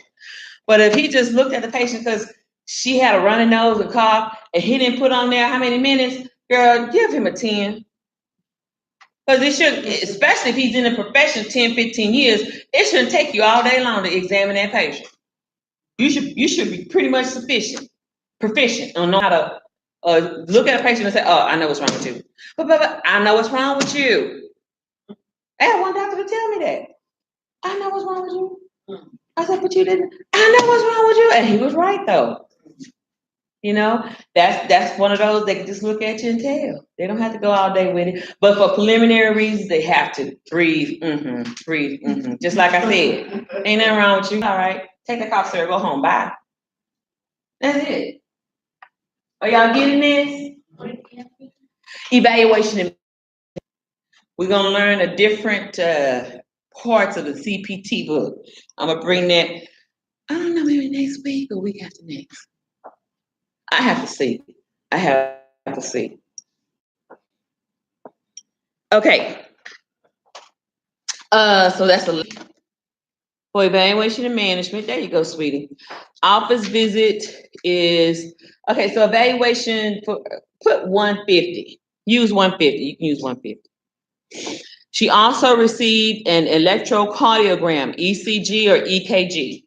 Either one. It means the same thing. For the 99203. So the date you're gonna write May 24, 2018. The reference will be the date, the reference will be the CPT code 99203. Description will be for evaluation and management visit, 20 to 30 minutes. Oh, that's the description. Evaluation and management, put that there. And I gave you 20 to 30 minutes, so you can put 20 and 30 minutes. You spent 20 to 30 minutes with the patient. And the charge, I'm gonna give you $150. $150.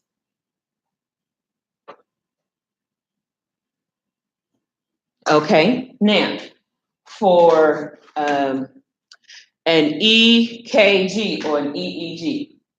EEG, I'm sorry, not EEG, ECG or EKG, they're the same thing.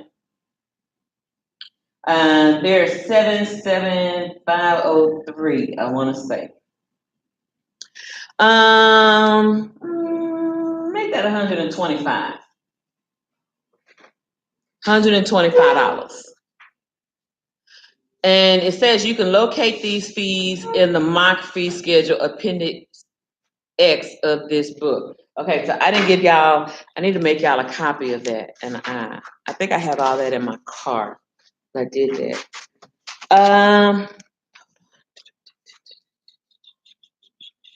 Oh no. I'm just gonna give y'all some lists. I'm not gonna go through all that right now. I'll show y'all that the next time. Okay. An insurance claim form was sent to Blue Cross Blue Shield. So on line 2, you're gonna put on there is it May or March? March 24, line 2, and you're gonna use 779503. 503, you said 9503. That's too many numbers.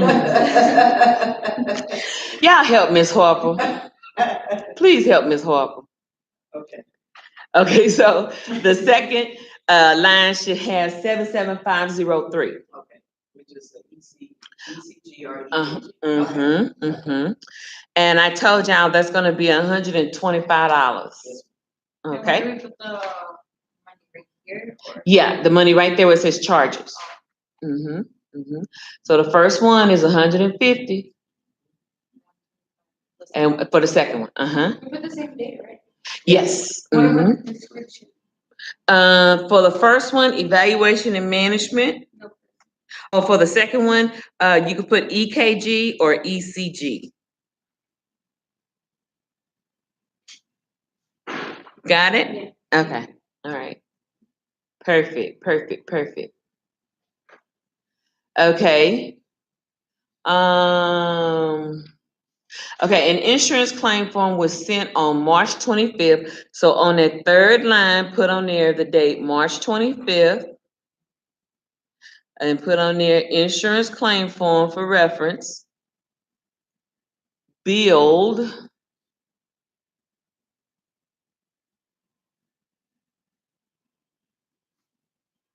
okay. For the fourth line, put on there May 15, the date. Put on there in reference, payment, insurance payment. And then on that line, put Blue Cross Blue Shield, sent EOB. Can you repeat the fourth line? Okay. Okay, so the fourth line, I want you to put May 15. The reference, received payment.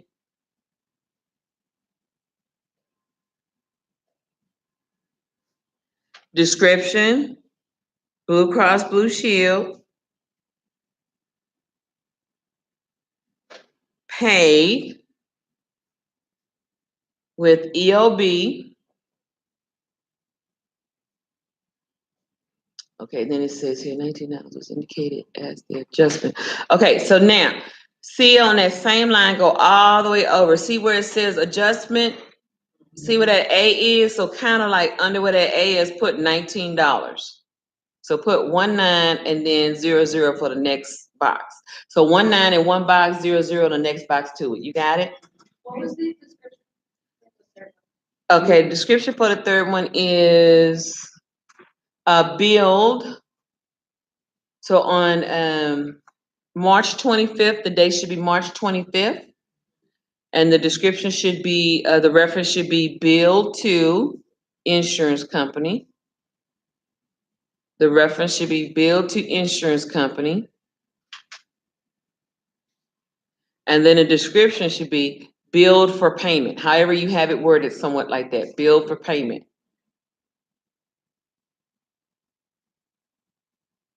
And the adjustment, where were we gonna put that? Okay, the adjustment should be on the fourth line. So bring it all the way over. See where A for adjustment begin? Okay, now bring your finger all the way down to the fourth line. Put 19 in one box, period, and put 00 in the box next to it. So it'll look like $19. Got it? Okay. Now, was indicated, okay, on May 25th, the patient was billed for balance. Okay. So put on the fifth line, May 25th. Put on their reference, bill to patient. Reference, bill to patient.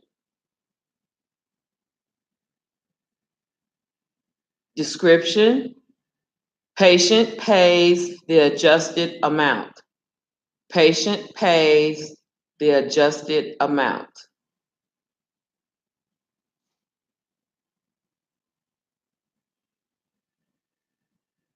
Okay? Now, you're going to take your finger and you're going to slide all the way to where it says balance on that line. You see it? Put 19 in one box, period, and 00 in the box next to it. So really, like on that top line, you're going to see adjustment, $19, and that next line below it, it should say balance, $19. And you already made a note that the adjustment is going to be billed to the patient. Okay?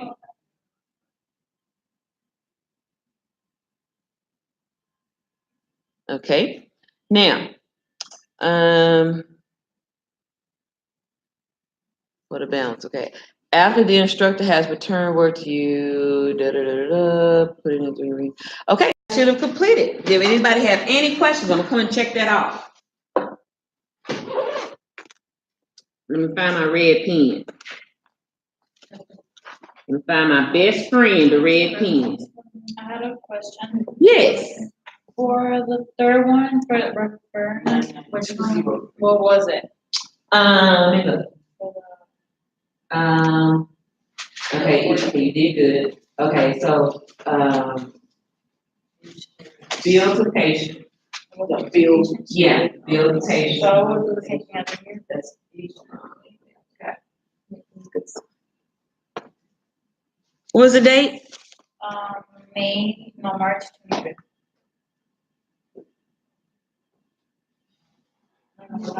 March?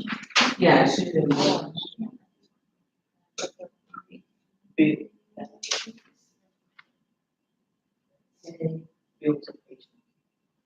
Insurance and shield, across Blue Shield. Okay. March 25th. Okay. Bill to insurance company should be the third line. Yes, correct. Patient pays. Insurance claim was sent to Blue Cross Blue Shield on March 25th, that's the Can I third put it line. like that? So, Yeah, that is, bill to insurance.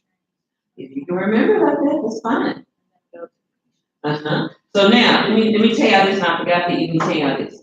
Add the 150 and the 125 and put it on that third line, whatever that amount is. I think it's 275.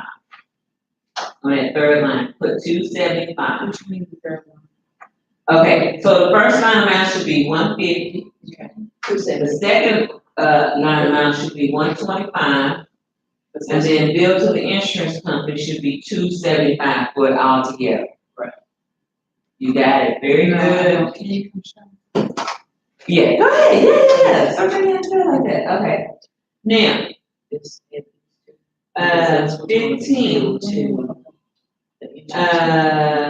Of those two. Oh, okay. I skipped the whole thing, you guys, I skipped the whole thing. Okay, now, Blue Cross Blue Shield sent a check number for $76. Okay, so $76 payment. So put on Blue Cross Blue Shield, put a slant right there and put payment. I skipped the whole thing. I was wondering where was that gonna come in? Yeah, payment. I'm sorry. Okay, so that should be, Okay, so that should be under payment. So see where it says credit on top, go to top, see where it says credit? See the word P means PY payment? Okay, so underneath there, you're gonna put $76. which should be Next next to the to, that should be, $19, right? Yeah, yeah. What'd you say? Okay, hold on, $76. And 19 indicated as an adjustment, okay. Take that $19 and move it down a line. I don't want it on the same line, because that confuse you. In the real world, that confuse you. So, Yeah, bring it down the next line, let's change that. Okay, now we're gonna put on here, insurance payment adjustment. Okay, you got it right. Okay, now move this $19 down to the next month.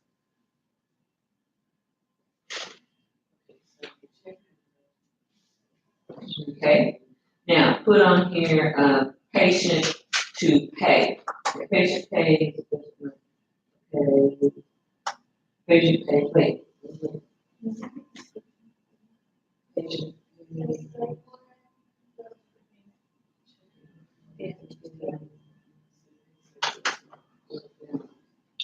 Okay.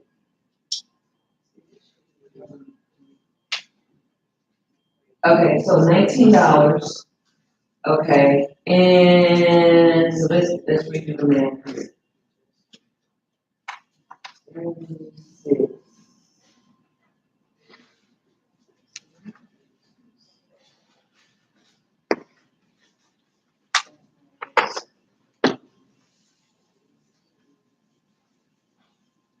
Hold on, guys, I'm gonna show you what to do. You better put it on the board. Okay.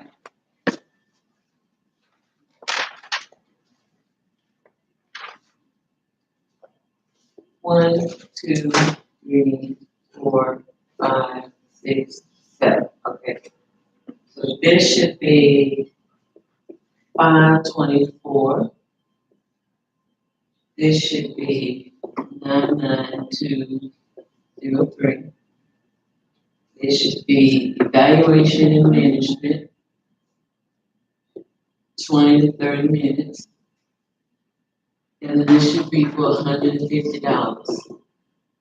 This should be May 24th.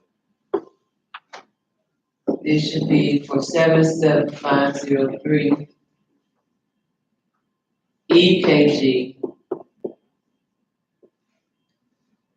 And this should be for 125.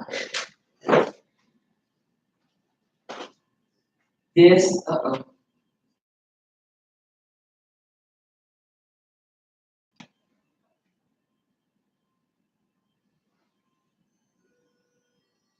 okay, number three. Number three. Number three should be 525 bill for payment. 325. Your dates, it should be 324, 324, 325. Yeah, it's You got May. Oh. 3, and then 3, right? Right. Okay, thank you. Okay, so bill for payment. Okay. And so this should be 275. You're bringing all this together. Okay. Now, it says here on, is it May 15, right? Yes. Okay. Yes. No. Yeah. Yeah. May I put 15th. the fifth. May 15th. It's okay. So on May 15, Blue Cross Blue Shield payment. Okay. Okay. So this should go under where it says credit. And then it says payments.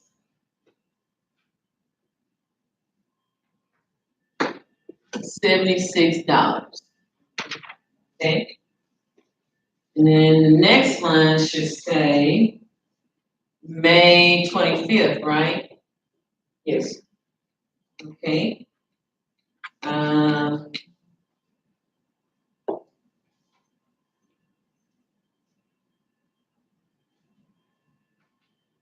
Patient pays the adjusted amount.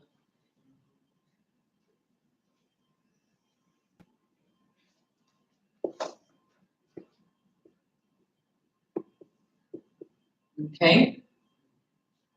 $19.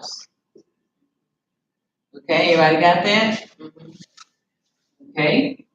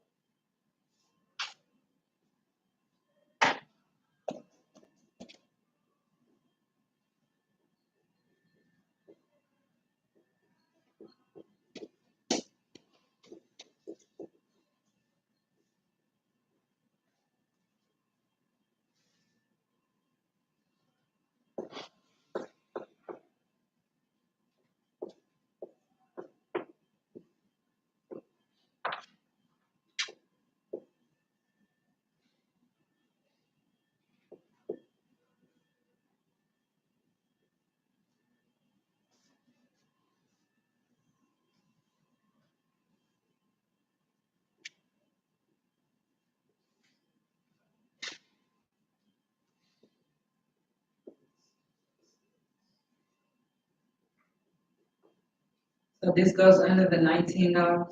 Mm-hmm. I'm putting it there, so I want it to make sense when y'all refer back to it, so I want it to make sense to Yeah, well, you. No, honey, I'm sorry. how much?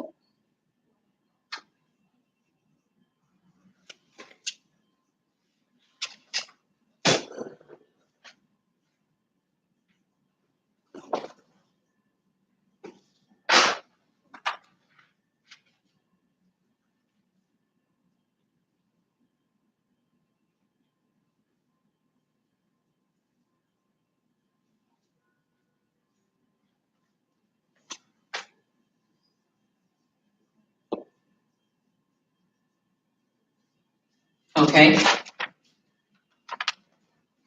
Does everybody see that? Because when y'all look back at it, I want it to make sense to you. Okay, so line one should have $203. I'm sorry, huh? Forgive me. Line one should have $125.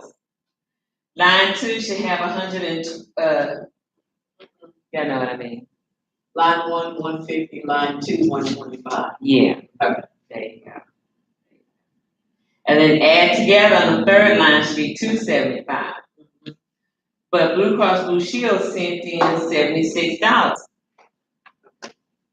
Okay, so you're gonna take $76 and you're gonna subtract that from the 275. See how I did that? Okay, and so also the adjustment rating, the adjustment part that the insurance company said they weren't gonna pay is $19. Now, please make a note on here. This is Miss Harper's mock fees, not the book.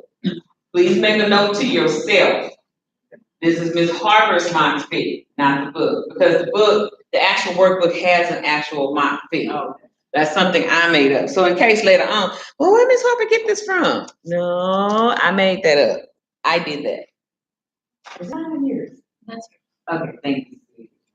So where did the 219 go under the adjusted or under the pays? The last line, number 7. It goes to the last line. Oh, it goes under the 200, Yes. because it's gonna add 200 plus the 19, so it's 219. Mm-hmm. So it's under adjusted? Is it the balance? It's the balance. It's the balance. It's the balance.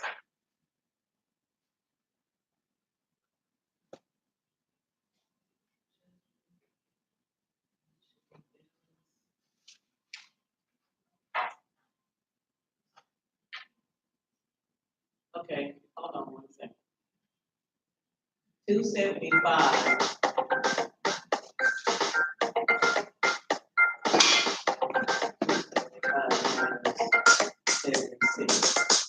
Right? Mm-hmm. It's 199. It is? Yeah. Yeah, when you did your carry, you added 8. Thank you. 199. It should be 199. Oh my God. Thank you.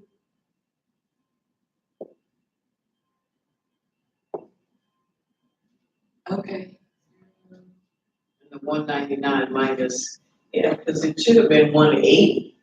180. Okay, very good. Okay, so let's see here. 180. This should be 180. And then 180 plus 19 is No. The 180 from the because we subtracted the 19 already. Right? Mhm. So that should be the balance. That should be what they pay is 180, Oh, okay, I see what she's saying. right? Because So, okay. it started out at 275. okay.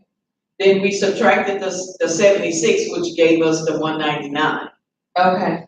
And then the 19, we subtract the 19 from the 199, which gives us the balance is 180. 180. Yeah, the balance is 180. So at the seventh, The seventh row, line. it shouldn't be anything there, right? Is that what you're saying? No, the It seventh should line. be at 180. The 7 line shouldn't even be there. Right. The 7 line shouldn't even be there. Right. Yeah. So she's Right. saying it right. Right. Sorry. That's okay. Thank you so much. Thank you for catching that. Yeah. Thank you. Yeah, so she's right. Okay. So the 7th line is 180. Oh, yeah, get it? Sixth line. So Sixth the line. sixth is on the balance? The sixth line. Yes, it's the balance, 180. Yes. Yeah. Thank y'all. Woo, Miss Harper is just totally off. I only have one. I can let you have that one. I don't know what I've done with it. Let me see. Oh, here you go, pumpkin. Yeah, I can always make some more copies. You can have it. Here we go. But are y'all getting the gist of this, how it works? But it's not gonna be that arduous in a doctor's office. It's gonna be easy. But this is the old way of how we used to do it. The old way.